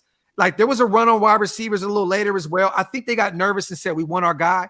You know what I mean? So they went and got him really early. I think if he stuck around maybe one more round, he maybe has still been there. I know a lot of people, he would have been available for this in the 6th or 7th. No, he wouldn't have. That speed does not grow on trees. Good. I think that maybe at worst the 4th round, cool. I give it a solid C because of what our roster has on it right now. Okay. Now, if Hunter moves on and we get rid of him, I give this a B+. Yeah. What you got, Big Mike? Yeah, I'm kind of with you on that same mindset. It's a C+ with room for improvement. I got a 79 grade. He's a guy who can go, he has the home run ability. Yes. Yards after the catch, hit him with a bubble screen, hit him with a short route. He'll take you to the house. My thing is just right now, what are we doing? What are we doing with Hunter Renfrow? What are we doing with all these receivers? Mm-hmm. It kind of is making me think. Wait, you gotta have a high grade on this. If not, I'm gonna call him out some shit. And on top of that, it's like where are we? I've seen where he was supposed to be drafted. And to me, it was like, man, we really could have waited. But like you said, it's like that run, on receiver, that run skip. That's what happened a lot though. When we took Aidan O'Connell, they got pressed. Like we got to go get our guy right now. Right. You know we have to. Quarterbacks went in day 3. Yeah. Yep. That's but little bro, crazy. Like 2 guys went back to back. You know, so with Jake Hayner, and then who went to Stetson Bennett. Stetson Bennett went to LA. I think they were like, whoa, okay, we got to go get our guy now because somebody's going to say, but I don't think that, though. I genuinely think that they stayed and stuck to their board and genuinely thought, like, this dude's grade that we have is higher than pick 100. That could be it. Whether it was at 95 or 98 or 99, I feel like they genuinely thought that he was the best player available, honestly. And you know what's cool now? We have a home run hitter on special teams. We don't have to worry about the Keelan Coles of the world, Hunter getting just dying a miserable death, being afraid every time this guy gets the ball. We have a guy that can actually take it to the crib every time he catches. You know what I mean? Every time you gave it a C, Mike. You said C plus. Yeah, 79. Okay. So go ahead. Go ahead. I give it a B plus. There you go. And I'm gonna tell you why I give it a B plus. You better have had it fucking. You knew why, right? The reason why I give it a B plus is because if you talk about what the weakness is with Jimmy Garoppolo is that he does not throw the deep ball. Yeah. But having a guy like this on the roster, you don't have to. You don't need to. Dump it off to him and he could take it to the crib. Then also, there are 3 facets of football and people tend to forget that. Special teams. Yep. This guy immediately makes our special teams unit elite. He is a poor man's Tyreek Hill. He is the kind of guy that is going to develop into a starting wide receiver. You mark it down, put it in the book. The guy, to me, was the perfect situation for what we need on our offense. The one thing we kept saying, where's the speed? Now, I know you guys talk about Carter, but this guy is going to be our guy that going forward is definitely going to make this roster and definitely make pay big dividends for us because of the fact that he can take a ball and go to the crib. I don't see that from Carter. Yeah. So with him, man, I love it, man. And I love that we didn't go back to the old, going to get an old school Deshaun Jackson on the way out. We went and got our guy. These guys went and got a guy that they can develop. This guy has speed, and I think we're going to be really, really good with him moving forward. Little bro Hammer, what you got? Give it a B plus. Look, you guys heard me fucking snap when that shit happened. It was like, look, there's fucking corners there we could have had. We could have gone other routes, and I also said if we were going to do something like this, why the fuck didn't we trade Hunter Renfrow to get maybe a mid-second to an early 3rd round pick? But look, let's see what this kid is capable of. This is another guy, similar traits to that of Debo with that speed. No. And look, he ain't built like that, big bro. Not gotta be built like that, but I'm telling you now, you'll see this kid on jet sweeps. You'll see him on quick drag routes, and again, speed kills. Like, you know what's crazy, little bro? I heard everybody on Twitter complaining tomorrow. Jimmy G doesn't have the arm for that. Okay. That's why we picked him. That's why because you don't have to have an arm for his capabilities. Why we picked him. These jet sweeps, these like you said, bubble screens. Hit him on a fucking 3-yard fucking drag route. Hit him on a that bubble that I sent you guys in the chat that night. We were all dying. I was like, oh my god, that was disgusting, bro. Why don't we gotta add Mike to that chat, bro? That shit was nasty, bro. I was but you gave it a what? A B plus? I'm giving it a B plus. That's I had to give it a few days, like, to really sit down and reflect on that shit because I was ready to flip something over. We all were. Let's not cap. We all were. That's why we did this show a week later. Some shit. Right. I had to let that shit marinate. I'm a receiver. I played receiver my whole life. So I was, I'm always just sold on receivers. Like, even when we don't need one, I'm like, yes, we got a receiver. Even though I'm like, what the fuck are we doing? I just love the pick because I grew up playing receiver. You know what I'm saying? First motherfucker in the second round was like, Tank Dale. Yo, y'all. Tank Dale. I think for me, I wouldn't go as high as a B plus, but I would give it a B minus. Like, if I had to put a number on it, bro, that shit is smack on 80. Like, right there on 80. Like he barely hit that B, but I like the pick. I like the pick a lot. I mean, to me, it is confusing, right? You got Andre Carter, right? And it's like, but to me, and maybe the Chargers. I didn't watch a lot of Chargers games.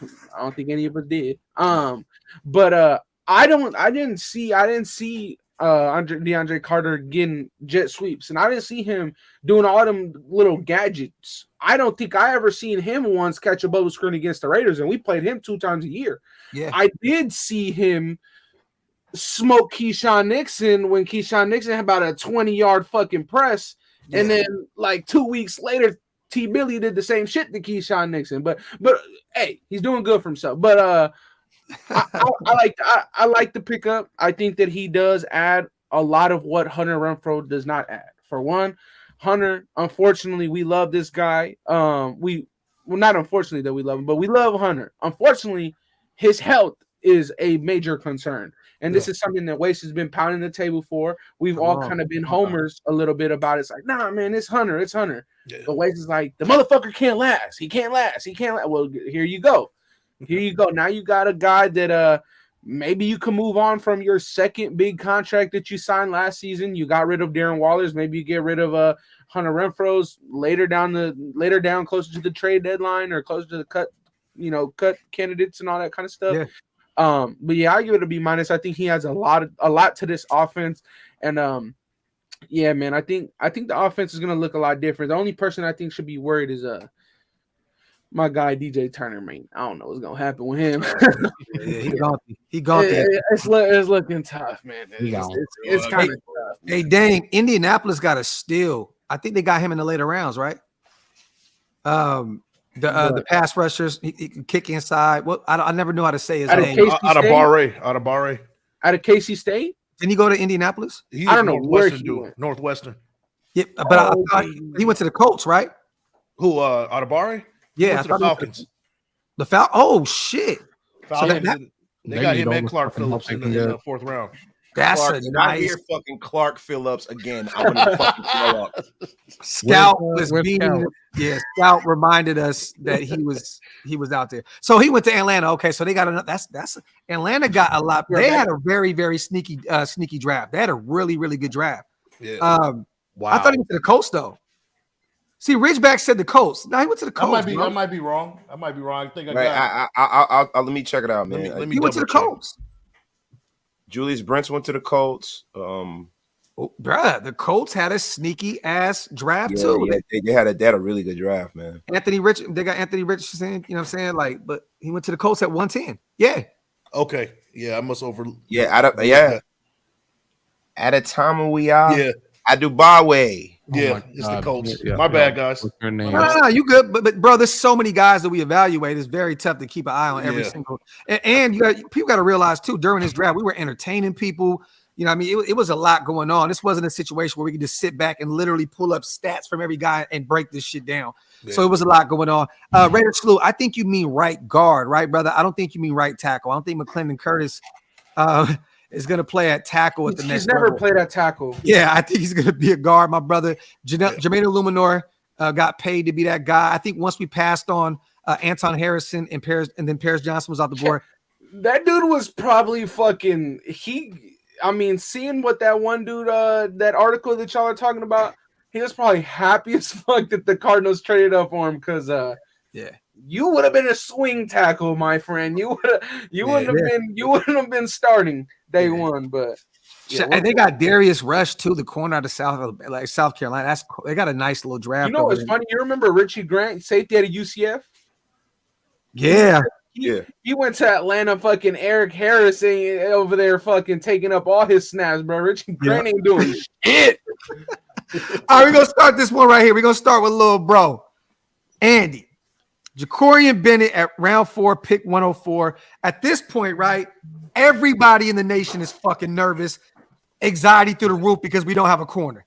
At that point, I think we were all like, what the fuck are we doing? Wow. Definitely wish it could have been addressed earlier for sure. Yes, definitely. And that's why I think the Trey Tucker pick and Byron Young pick back-to-back got people flustered because it's like wait, Sure. there's a lot of talent on the board. What are we doing? Yeah, you started off day 2 perfect, and then it was like, whoa, what the fuck? So yeah.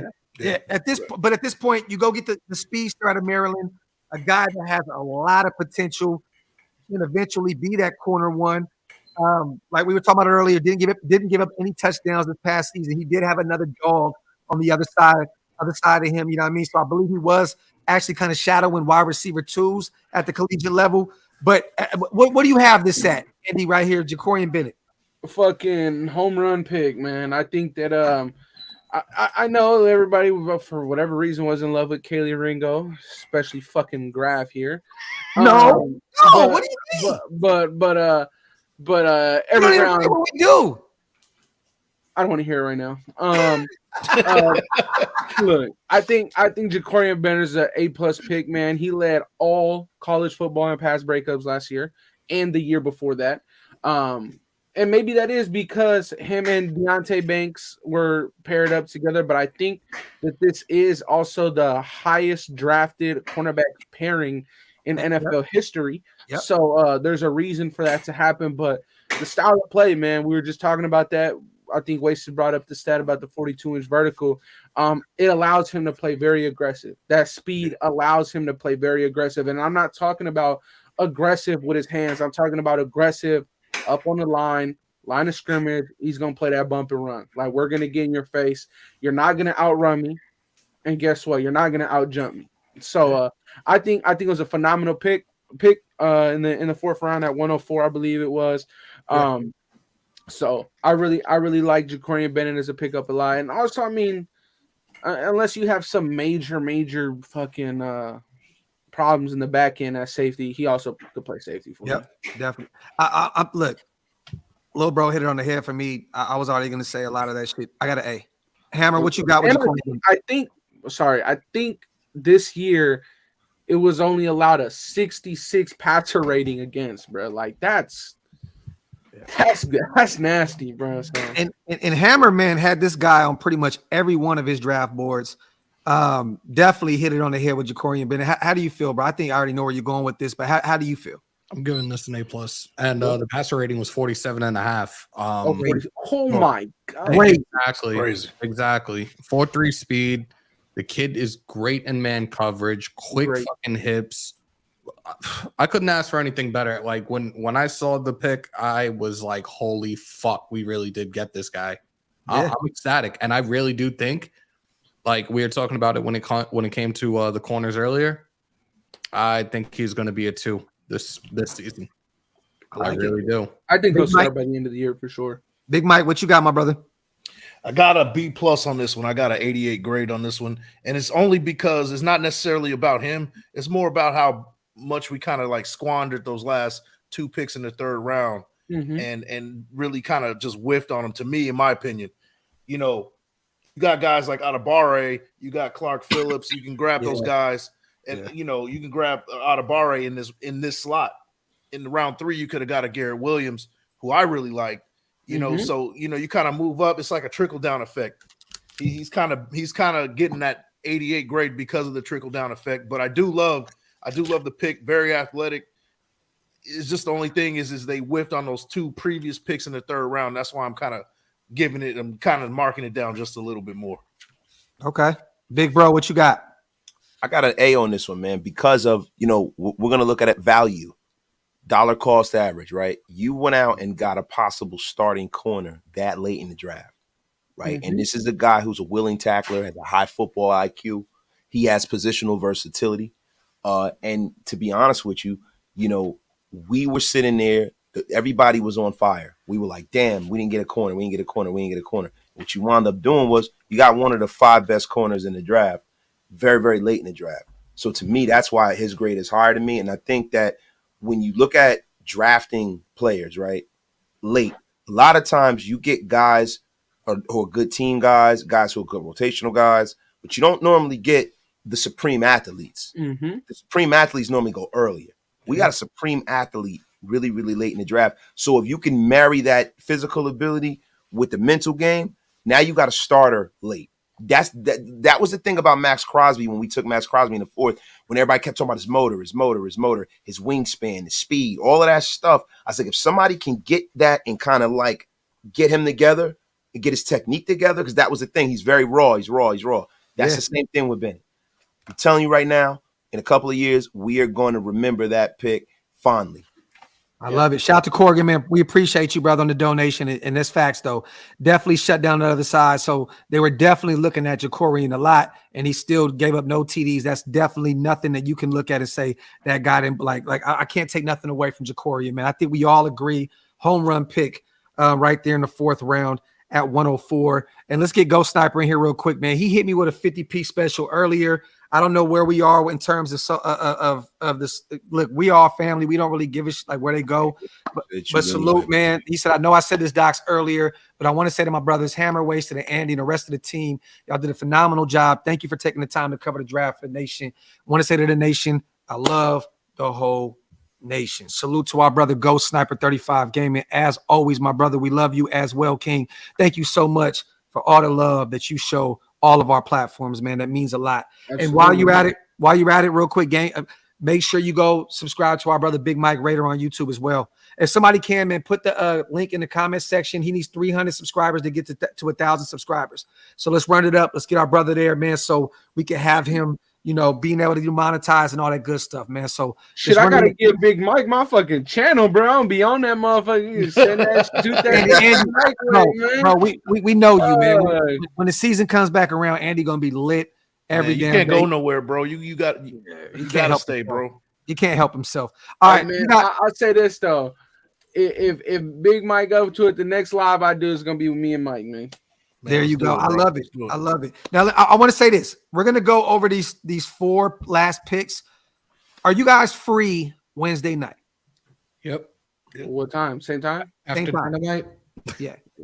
Because I might be laying a whole lot of pipe Wednesday night, man. That's fine. All right. Talk that shit. Thursday. I had a question, though. I had a question. At the end, when we're done with this, I wanted to ask one question. Okay.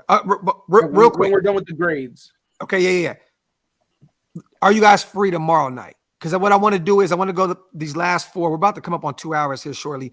I want to do a full live where we talk about the UDFAs. Yeah, I don't want to just. I don't want to just kind of just skim over them because we got some guys.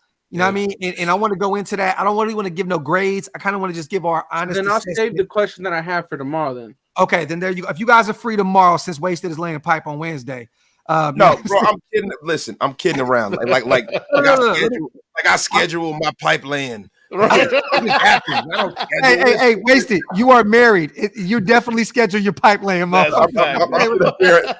I got like a BlackBerry and shit. I'm like, it is May 10th. Does that work for you, honey? 10:35 to 10:37. Right.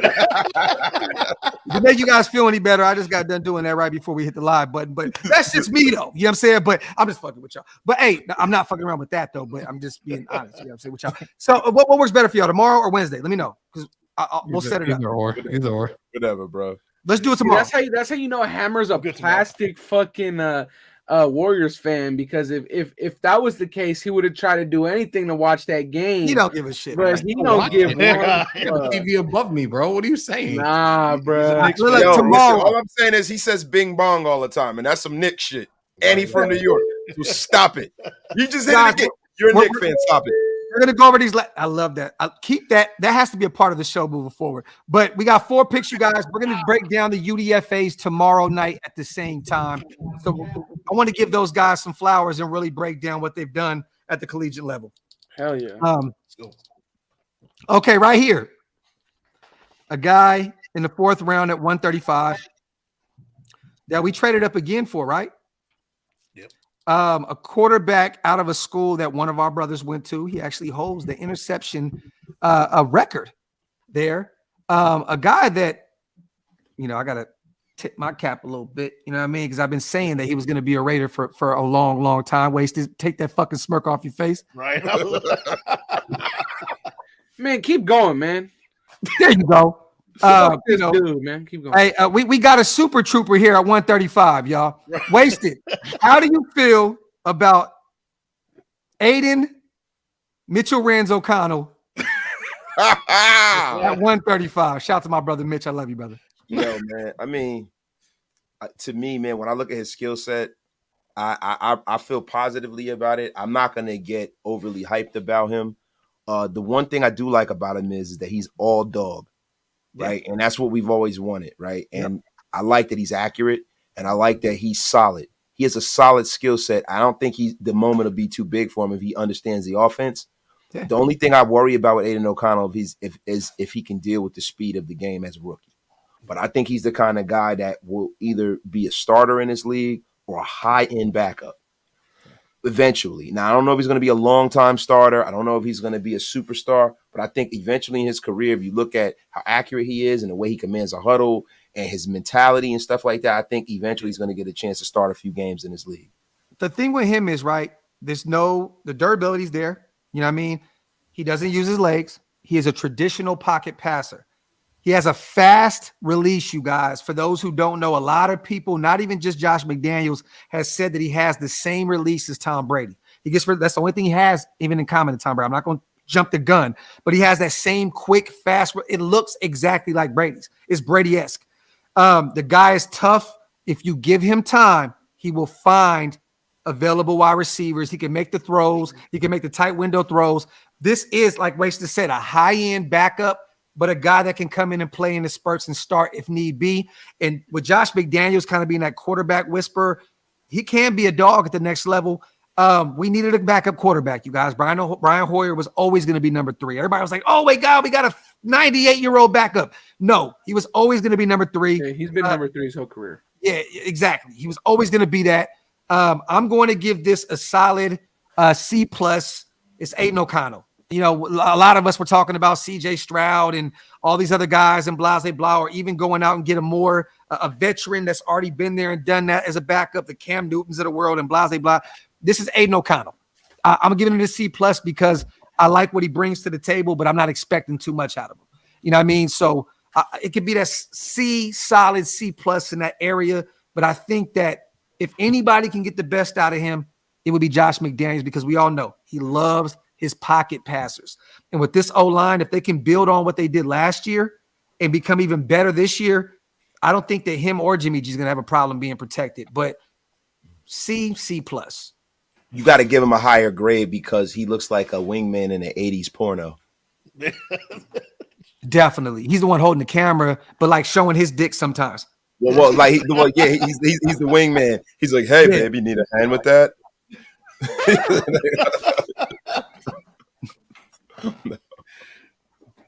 Camera, bro, it's your turn. I fucking hate you.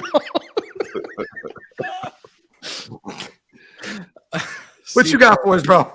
Plus, man. Realistically, McDaniels is a quarterback whisperer, but I don't know. I feel like this kid's going to be like a serviceable backup. I really do. What grade? C+. Hammer need to go to fucking sleep, man. It's a C+. He said he's cool. Yeah. Quarterback whisperer. Yeah. C+. Did you just break out of jail with Morgan Freeman narrating your life? Like, what the fuck just happened, bro? Hammer tried everything he could. All right, so hey, Andy, what you got, bro? me personally, I know where this is going. This is gonna be the funnest one of this whole bunch. Go ahead, bro. No. Me personally, this is the worst pick of the draft. Of our draft. Not of the entire draft. To me, it's the worst pick of our draft. I'm watching this movie tonight now. My grade is a C-, barely in the 70s, barely at 70, barely reached that point. I mean, I don't really agree with the whole he's the traditional, because I don't think that's where the league is transcending anymore, right? So I don't really know if I want that. I'm just saying that's what Josh McDaniels wants. He likes and I understand that. That, right? I get that. But I don't think that's where the NFL is going. And by the time the season starts, he's going to be 25 years old.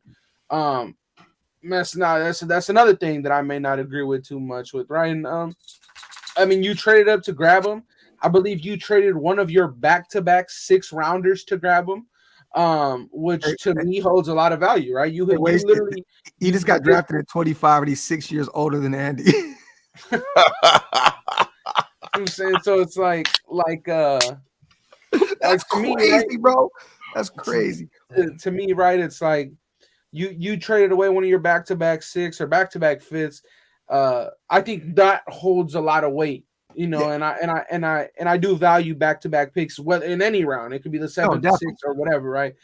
And I mean, I think you traded up for somebody that, he's gonna be your second guy on the roster, but like I said, he's gonna be 25, and I mean, he's as traditional as they come. He's accurate, not gonna do much more, honestly. And it's like, if your O-line has a bad day, he's gonna have a bad day. So that's just how I look at it. C-, our worst pick of the draft, personally. Okay. Yo, Frank Jarmilio called him Sling Blade, bro. Y'all remember that? Yo, he said French fried potatoes. That's fucked up. French fried potatoes. Yo, Big Mike, what you got, brother? Well, it's funny, man, because I got pulled over by him on the way back home from Vegas. So, do you play the cat game? Andy has no idea what the fuck we're talking about. I love it. He ordered a liter of cola, bro. And I don't really care to know. I know you don't. That's why it makes it that much more funnier. Give me a liter of cola. Yo, what you got, Big Mike? So I'm a little bit. I see this a little bit different, man. I got a solid B on this one, an 84. Now the reason why I do is because we were in the car, Graphk. We were in the car together. We saw the quarterbacks getting picked at this time. Gotta say, Big Mike pretty much he called the what pick was it? Stetson Bennett. Jake Hayner went and he said Stetson Bennett's going right now to the Rams. And next 2 seconds later, I looked at Big Mike like, what the fuck? But you know what? You know what's funny? Mike was saying that even before we got to like that late in the draft, he was Stetson Bennett is going to go to the Rams.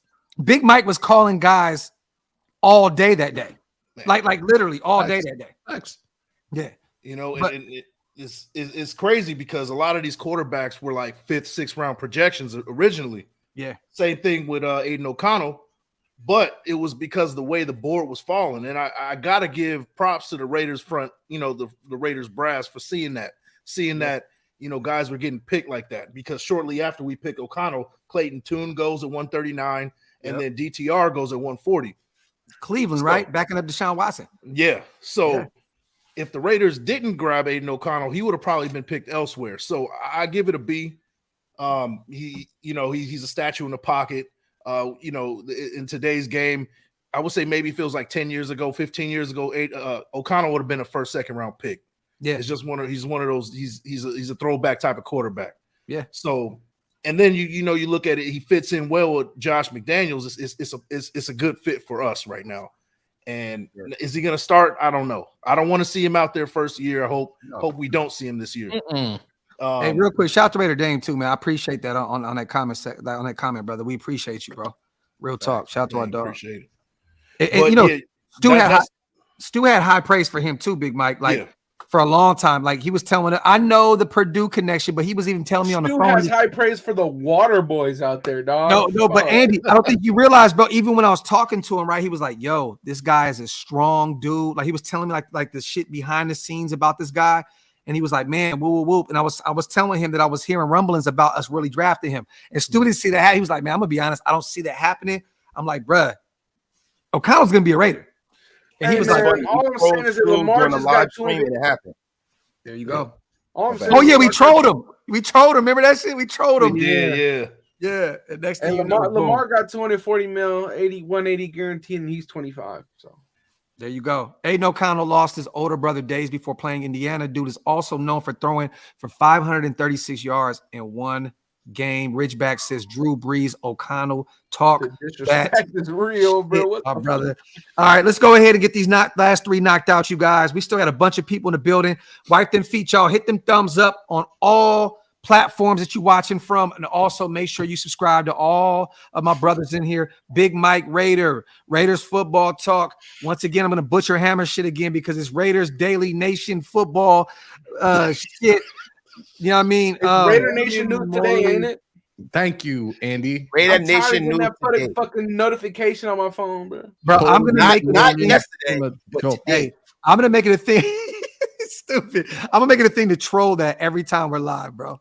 I'm sorry. Bro, I just thought it was hilarious, bro, that you put this shit up on the screen for having 500 yards against Tennessee. My dog Lorenzo goes, he also had 3 interceptions that game, too. Bro, that's fucking hilarious, dog. I don't know why that shit was funny, bro. Nah, it's just definitely funny. And also, you guys subscribe to our brother Raider Nation Unlimited, man. Wasted talent over there doing great things. Let's get to this one, 5th round. Nation Unlimited News today afternoon. Yeah, there you go. And I butchered Wasted's channel forever. For like a whole year, solid year. No. You know what's funny is I butcher my shit now. Yeah, he like the even though it says it in big ass letters. I know, bro, because I forget it's there. I'll be like, Doxy and T, OakLosVegas Network Raiders. Oh, fuck. You know what? Just hit the subscribe button and shit. He'd be like this with his phone doing 10 takes. Straight up. I think we can all agree on this. I think, this guy should have been gone probably in the 3rd round. We got him in round 5, pick 170. At the collegiate level, he was a dog, played for a great school where he won 2 national titles. We needed some safety help. And once again, Big Mike said, I think Big Mike was the one that mentioned, right? A guy that can also jump into the slot if need be, right? Yep. Great pickup for us. Christopher Smith II out of Georgia. I'm just going to say an A. Let's go to Big Mike real quick, our brother from Planet Raiders. Let's go. What you got? This is probably the 2nd best pick we made all draft. It's a 97 for me, A+. You know, he can jump in and be a starter right away. Pedigree, versatile, can stop the run, can smart. Be in nickel coverage, very smart, all SEC. What more can we say about him, man? That's a 97 grade. There you go. Wasted. What you got, brother? Got a B+. I think we were in dire need of safety help. I love the pick. I love his skill set. Only thing is, the only reason why I don't make it an A is because he doesn't have that elite speed. I'm a measurables guy. Yeah. The speed is lacking there a little bit, and that might be the only thing. Yeah. So that's why I got to give it a B+. Hey, you know what? I like that you did that because that lets everybody know in the chat that we all have different ways of analyzing these guys. You know what I'm saying? Like his only knock was the speed, the 40. And for him to drop that far because of that, that's crazy. But at that, there's so much value right there in the 5th, though, Wasted. You know what I'm saying? Like, it's crazy to be able to get him at that point. You know what I mean? That's why I give it a B+. You know what I'm saying? Like with the elite, like I said with Jakorian Bennett, the elite part of where we got him at is why I graded that so high. And that's why I got to take just a little knock off because there is a reason that he did fall. Yeah. Hammer, what you got, brother? A B, because it wasn't Anthony Johnson Jr. out of Iowa State. And you were screaming to draft him the entire day. Yep. Okay. Well, I'll tell you this: Chris Smith is gonna be better than him. You know why? Because he's a Raider. So there you have it. So what's that grade, bro? A B. No, I'm talking about fucking Graphk. Wow. I had an A, bro. An A? Yeah, I had an A, bro. The value. This is tremendous value right here in the 5th at 170. What you got, man? I give it a deep. No, I'm playing. No. For me, hey, that's the next pick, Andy. No, for me personally, I 100% agree with Big Mike. I think that this is a value, need, all this kind of shit. Player wise, is 2nd best pick in the draft. Honestly, like in terms of just player, it's my favorite pick in the draft. Because I know what this is going to become for us, right? I think that Christopher Smith, I think I said this 2, maybe, I don't know. I'm not gonna be that guy. I said this shit 3 months ago, but I remember I was telling y'all, I was like, this is one of my favorite safeties in the draft. He could do everything. Yeah. And my thing is with him is that he plays bigger than his size, right? And I know that Ziegler said the same thing about Trey Tucker and Christopher Smith. But on top of that, he played in the biggest games. He shined on the biggest lights. He had 6 picks in the last 2 seasons. Yeah. And if you remember why I was so high on fucking Verone McKinley was because that motherfucker had 6 picks in the last 2 seasons, right? But on top of that, I hope I never hear his name again after this live. He won 2 national championships, right? And he was a big piece on why they won that. And he's a playmaker. He's a playmaker for sure. I personally love this pick. I get out of A+. Absolutely. Okay. I like that. All right, so we got everybody, right? Yeah. We got everybody. Yeah. Big Mike went first. All right, so round 6, 203. We finally said, you know what? Let's go ahead and get a linebacker. Out of Florida. I'm gonna be real. This is a guy that we really didn't speak of a lot during this. To be real, I don't think we ever mentioned Amari Burney. One-time linebacker, 6'1", 215. I just, you know what, Andy, I'm gonna give this one to you because I know even in the inbox, right, in the group chat, you were like, "Yo, this might be a steal." You know what I'm saying? Like we were talking about him a little bit. He's like, "I actually like the pick." I was still seeing a bunch of other players there that I had on my board specifically, very, very, just way more highly rated than him. I'm going to go with a C- here with Burney. And the minus is because of the guys that were available. I wanted to go C+ just because we finally took a linebacker, but I'm going to go C- because of the talent that was still available, even in the 6th. What do you got, bro? Me personally, I do like the pick, right? At the beginning, right? It's kind of like, okay, Amari Burney, who the hell is this guy? What's his background? What's this? What's that, right? Yeah. But when you actually take a look and you do a little deep dive into it, I mean, he's extremely productive in college. 4 picks for a linebacker is productive, like big time. On top of that, I think he added 6 or 7 sacks in his time, and something that that's very common right now is safeties getting converted to linebacker. Right, he is one of those guys. But the good thing about that is that transition has already been made coming into the NFL. It's not a Divine Diablo situation where Divine needs 3 years and then he'll get acclimated. Now he knows his awareness at the linebacker position. He's done that transition already in 2019, and each year he got better. I like the pick. I gave it a B flat. Like I said, the production he put out there makes a lot of sense. On top of that, the DB skills show. And he's not somebody that's light out there. You know, most of the time we see a safety get converted to linebacker. Usually they come into the draft around 220. This guy's 235. Like, he's already put on some good weight. And the skill set shows. I think he got a pick on Stetson Bennett playing against the Georgia Bulldogs when they were trying to hit him with a wheel route coming out the back end with a tight end. I'm not sure if it was Darnell Washington or who it was. I think it was a white guy, so I don't doubt it was Darnell Washington. But he did a great job. It was Brock Bowers, actually. There you Brock go. Bowers is pretty hard next year. Oh no, he'll be a first rounder next year. He might be top 5 next year. He did a great job against him. Yeah, and on top of that, I think he had a game-winning interception where he dove for that bitch too. So I mean, he is a good player. We'll see what happens. Again, kind of like the defensive tackle room. It's anybody's ball game. He can go in there if he really wants the job. He can earn it. Okay, I like it. I like what Ridgeback said as well. He could be a Morrow kind of guy. If you can get a Nicholas Morrow right here in this range, I'm cool with that. I'm cool with that. Yeah, that's a great comp, actually. That's a great comp. I definitely like that. Big Mike, what you got right here, bro? I got a C+, 78 grade. I'm kind of almost leaning B-, because what we've been missing for a long time is that coverage type of linebacker. Ever. Yeah. For a very long time. So we thought Littleton would be the guy. Then we went and got a young pup from Tennessee in free agency that didn't translate at all in coverage either. It just like Jayon Brown. Like at what point are we going to get him? But go ahead, my bad, bro. Right. I mean, and the reason why I give it a C+ and not a little bit higher is because we waited too long to get a linebacker. To me, I would have liked to see them move just a little bit up.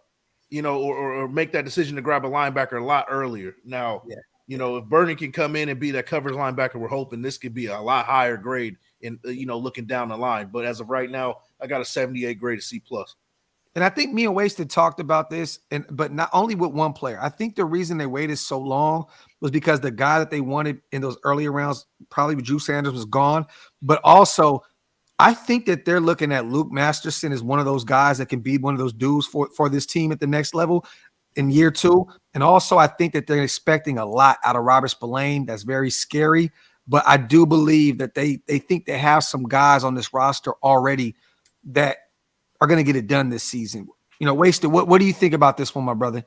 Well, I'm currently writing a story on Amari Burney, and yes, one of my cousins was a teammate of his, and one of my friends, he's a cousin of one of my friends, and yeah, I'm really I'm high on it for us, but I can't give it the grade that I would like to because the production's really not there. But he's a 5th-year senior. He has a lot of positional versatility because he played a lot of Mike and Will in college. He wasn't really necessarily a Mike or Will. They had him all over the place. And, him playing in that multiple front scheme in Florida is a great thing for us because that's what he's going to be asked to do at the next level. The only concern is the reason why I give this grade a C+ is because he has an issue like disengaging from being blocked. It's not the most powerful linebacker in the world. He's got to get a little stronger than that. But he's very, very good at attacking plays at the line of scrimmage. And he's decent in coverage, but he's not great at man-to-man coverage. He's more of a zone coverage linebacker. So I got to give it a C+, man. But, tremendous value at that pick. Yeah, and Hammer, when we drafted this guy, we were looking at this softball chick that was walking by left and right from our table, right? Twinkle. So we were kind of confused. So Big Mike and Wasted know what I'm talking about. We were kind of confused. Shout to Star. Twinkle, twinkle, little star. You understand? But so when we see Burney, we're like, oh, we got a linebacker. You know what I'm saying? But I want to ask you, Hammer, how do you feel about Amari Burney being a Raider, man? Yeah, we got a linebacker. There you go. Linebacker. No, look, we talked about this linebacking class, and there wasn't a guy that really fucking stood out to me. All these guys need work in some type of form. So, yeah, we need a linebacker. Luke Masterson is right now, he's projected to have a breakout year in his sophomore season. I saw a little bit of film on Burney the other day. Yeah, man coverage is terrible. Yeah. Zone coverage, yeah, have at it. But I'm just this linebacking class I was not high on at all. Now what's funny? This last guy, right? This is one of my favorite picks in our draft. And it's funny because we got our linebacker in the 6th round, and then we go get a DT out of Arizona State where this guy used to coach. Okay, so it's just kind of like the irony of that at this point. We go back. We attack the defensive line at this point once again. We go get Nesta J. Severa, out of Arizona State, a guy that also played at Miami. This is a guy that to be real with you, I think he's going to make this roster, you guys. Last season, he posted 56 tackles, 4.5 for loss, 1.5 sacks, a forced fumble. He was first team All Pac-10, All Pac-12 honoree.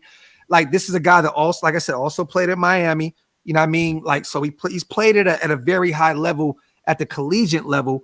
We need as much help as we can on this defensive line. I am very, very hyped about this. I know it's a 7th round, so I'm not going to act like we just picked up fucking, Lawrence Taylor in the 7th round, but I'm going to give this an A- because I'm excited about this pickup. I think this guy will make this roster. He's going to be a sneaky guy that can kind of get it done for us on that D line, man. Hammer, we're going to stick with you, brother. How do you feel about this pickup? Pretty much everything you said. It's a solid pickup, and I'm real curious to see what he can do. I'm looking at people in the chat right now. He plays like a Raider. He's going to make this team. Hard-nosed dude, bro.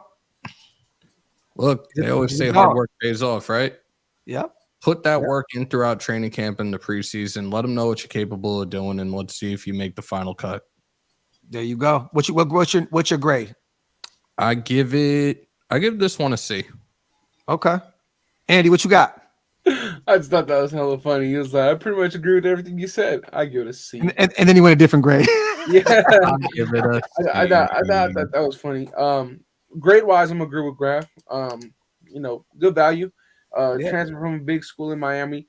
But I'm not sure if any of you guys got to take a look at how he plays. The dude is powerful off the line, man. Like this dude says not only does he set the tone, he resets the line of scrimmage on almost every single play. Yep. Like he attacks that deep. My only concern is with him is that sometimes when you're that preoccupied and trying to overpower your blocker, you could go too far upfield and miss the play that comes right in front of you, right? Ooh. And that to me is a problem. That is a problem, and he is extremely powerful. He is very, very powerful off the line. He resets the line of scrimmage. I like the pick. Excited with some good coaching. He'd come. I will say this though. On the live, I did tune into his Instagram live. I'm fine with people being motivated by money, but it seems a little too early. It seems like you got to be wanting to prove something. And it didn't look like that too much from what I was seeing. But I like the pick a lot. Again, he's a monster when it comes to resetting that line of scrimmage. But can't go too far upfield. You're going to miss what comes right in your front porch, man. So that's what I think. And he came out of ASU, right? No, he came from out of Miami. He played for Miami, then transferred over. Yeah, fifth year. Okay. And like Raider Mike said, he had a lot of boneheaded plays at Miami, a lot of personal fouls, but he cleaned it up at ASU. I think the coaching, I think he realized also that was probably his last shot. You know what I mean? He had to get it together. You know what I'm saying? So, but hopefully he can keep his act cleaned up at the next level. I'm high on this, Big Man. What you got there, bro? Yeah, I give it an 85, solid B grade. I mean, this guy looks the part. He plays like a Raider. He looks like a Raider. He fits the mold. Like his hand placement is perfect, man. I don't know if you know, like he gets your hands on you, he's pushing you back, no matter who it is. Yeah, good at the 3 technique, explosive off the ball, weight room strength translates to the field. Like he's a steal. And some polishing, he could be that guy that could make this squad. I like it. I give it a B grade, 85. And we're gonna wrap this whole show up with all of our big brother wasted talent. How Damn, do you just sent a little stray over there, but it's all good, man. I didn't call him 98. I mean, shit. I just say he's let him get a fucking grade, man. The resident big brother at Mount ShieldMore, man. You know what I mean? Big bro, what you got, man? Oh shit! We ain't seen Brew in many moons, man. Let's go. Hey, man, real quick, man. I'd like to give a shout out to you guys. You guys did a great job in the draft. Way better job than I could have done. You know what? I give this pick a fucking A++, man. You know why?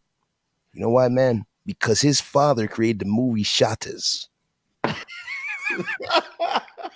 fucking love that movie, man. So I'm gonna let you guys know that, man. And hey, Grew, also, and they know how to party at Arizona State. And they know how to party, man. Hey, let me tell you something, man. I had a little chick that was 25 years old with jellies on, man. Some the best fucking time I've had in my life, man. No, we stop fucking around, yo. No, seriously, no. I get his grade. I get his grade a C, solid C. I don't know whether he's going to make the roster or not. He looks the part of a guy that will kind of slip through the cracks and be a guy that sticks on in the National Football League. But like Andy said, man, you know, the attitude right there, that it's a little ballsy for him to start talking about money where there's no guarantee whether he's going to make the team or not. To me, that's kind of a little weird for me, man. So I give it a C because of the skill set, but there must be a reason why he didn't go higher, because he's strong, he's big, and he's the kind of guy that you would normally see be kind of in the middle of the draft. For him going that late, there's got to be something else going on there. It's those character issues, man. Having a transfer late, you're already fucking 24. You would expect to have that shit all under wraps, but he didn't. And that, you know, doesn't, and he's not a pass rusher, you know, so yeah, definitely not a pass rusher at all. Yeah. Well, I love that, man. Shout out to my group, my brothers. I feel like I need to take a shower. That shit is hilarious. Jasmine said, I feel like I need to take a shower. I think the ASU talk.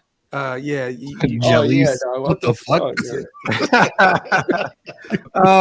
You guys, man. Once again, I want to say this on the way out. We appreciate everybody that watched. Our coverage from the, for the draft. Appreciate our little bro. He couldn't make it, you know what I mean? But he was there every step of the way with us. Shout out to our brother Scout as well.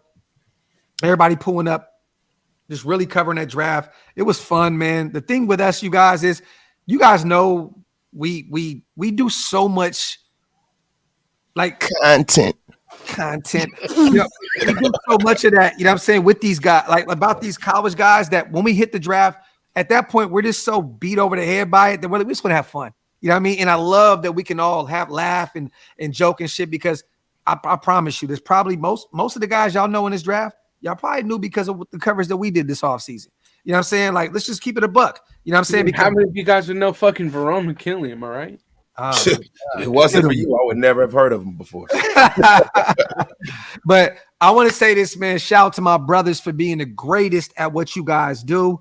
I want to say that, you know, Big Mike, man, it was a privilege and an honor to get to know you on this trip, my brother. You have finally, you are initiated, my brother. Planet Raiders, ShieldMore, whatever you need from us, my brother. And I mean that, any of us, you know, we are at your disposal, brother. You know what I mean? You know your shit, but you're even better, a better man. And that's what it comes to in terms of being in our circle. You know what I mean? We want real individuals. You take care of your household. You take care of your family. At the end of the day, man, true indeed, bro. You are the dude, bro. So salute to you, man, for coming out and rocking with us the entire trip. Shout out to my brother Hammer once again. I got to say this because without him, that we wouldn't have had the look, the audio. Hammer put in more work than anybody in Las Vegas. I'm telling y'all that right now, more than any of us. We just got to show up, and Hammer had to do a lot of fucking work. So for him to do the grunt work, bro, y'all need to give Hammer his flowers, because that man went out there and put that grind in, him and our brother Raider Cody. Salute to my brother Wasted, man. You already know what time it is with us, my brother. I love all my brothers. This is my ace boom coon. I talk to him every single fucking day. For us to be able to get it together and all my guys to get together, bro, like I say that because me and Wasted are both old. You know what I mean? So, you know, we do old men shit. Yeah, we talk old man shit. We do old man. This shit not therapy, man. Come on. You know what I'm saying? Hammer be like, yo, let's hit the strip. Me and Wasted be like, yo, let's hit the Airbnb. You know what I'm saying? Like, you know what I mean? Like, that's what I mean in terms of being my ace bull cool, because we just we old as shit, man. We got families and shit. We just like, man, I'm trying to go lay it down, bro. You know what I mean? But I just want to say, man, shout out to my dogs, man. I love every single one of y'all. Andy, bro, I know you have not been active as of late. You got to get back on your channel and start evaluating some of these guys, breaking out some tape. We need some Planet Raiders work too, bro. I know you kind of been busy with what you got going on. My brother worked like 30,000 jobs. He on some other shit. You know what I mean? But please return, King. We need you back, little bro, because just the shit that you just said right now a few seconds ago about being worried about the guy y'all pushing, like bro, like that's the only shit you get from Andy. You know what I'm saying? Like that's the shit that Mount ShieldMore, like that's the shit that you provide that nobody else can provide, bro. You know what I mean? So we need more of that. Like I said before, there you go, man. On the way out, you guys, once again, go subscribe to Big Mike, go subscribe to Hammer, go subscribe to Wasted, go subscribe to Raiders Football Talk, our brother Andy, man. You know what I mean? And make sure y'all flood his comment section and his inbox and tell him we need him back. You know what I mean? Don't do that shit, man. That shit bring his dog back in front of the camera too. That shit ain't even gonna get open. You do that with me. You guys, we will be back tomorrow night, same time, to break down the UDF. Oh, we are? Shit, I didn't even know that we fucking set that one in stone, bro. This is how this dude operates, bro. We did. Send a fucking link out of nowhere, be like, oh, I thought we were locked in, bro. Like, this is how Andy. What? This is how you know this motherfucker be. He just be, bro. You checked out, bro. We just all agreed like an hour ago. Yeah, we didn't agree to be on at no fucking 10 o'clock at night though. Bro, I can't be on that fucking late, bro. Wasted needs to have his milk and magnesia at 9:30. Bro, it's fucking midnight. I gotta be to work at 7 a.m, bro. All right, let me ask y'all this. Tomorrow, Andy, are you free 6 o'clock your time? I'm free fucking 5 o'clock my time, bro. Okay, are you guys free? Big Mike, 5 o'clock your time? I can make that work. Yeah. Wasted, Hammer. Mike, you on the East Coast, West Coast? I'm on the West. That's right. Me and Cal. That's right. Look, man, I got 3 minutes of fucking to get in tomorrow.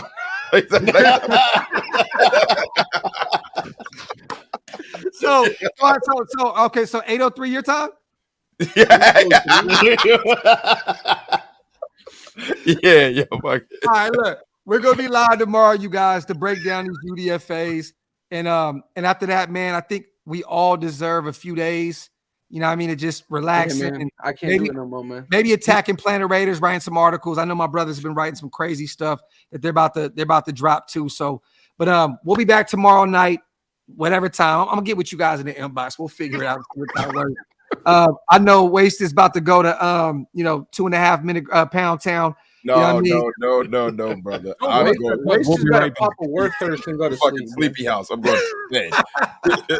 With that being said, Hammer, I gotta tell you, because Hammer's this is my brother. He's the only guy that's gonna wait till the whole shit ends. Just leave, bro. Just leave. Bro, I'll be exiting that shit out immediately. That was the exit sound. Matter of fact, bro, I'm out right now, man. There you go.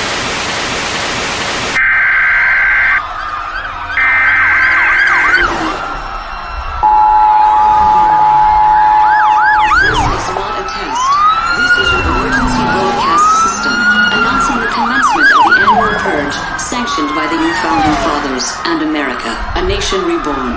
May God be with you all.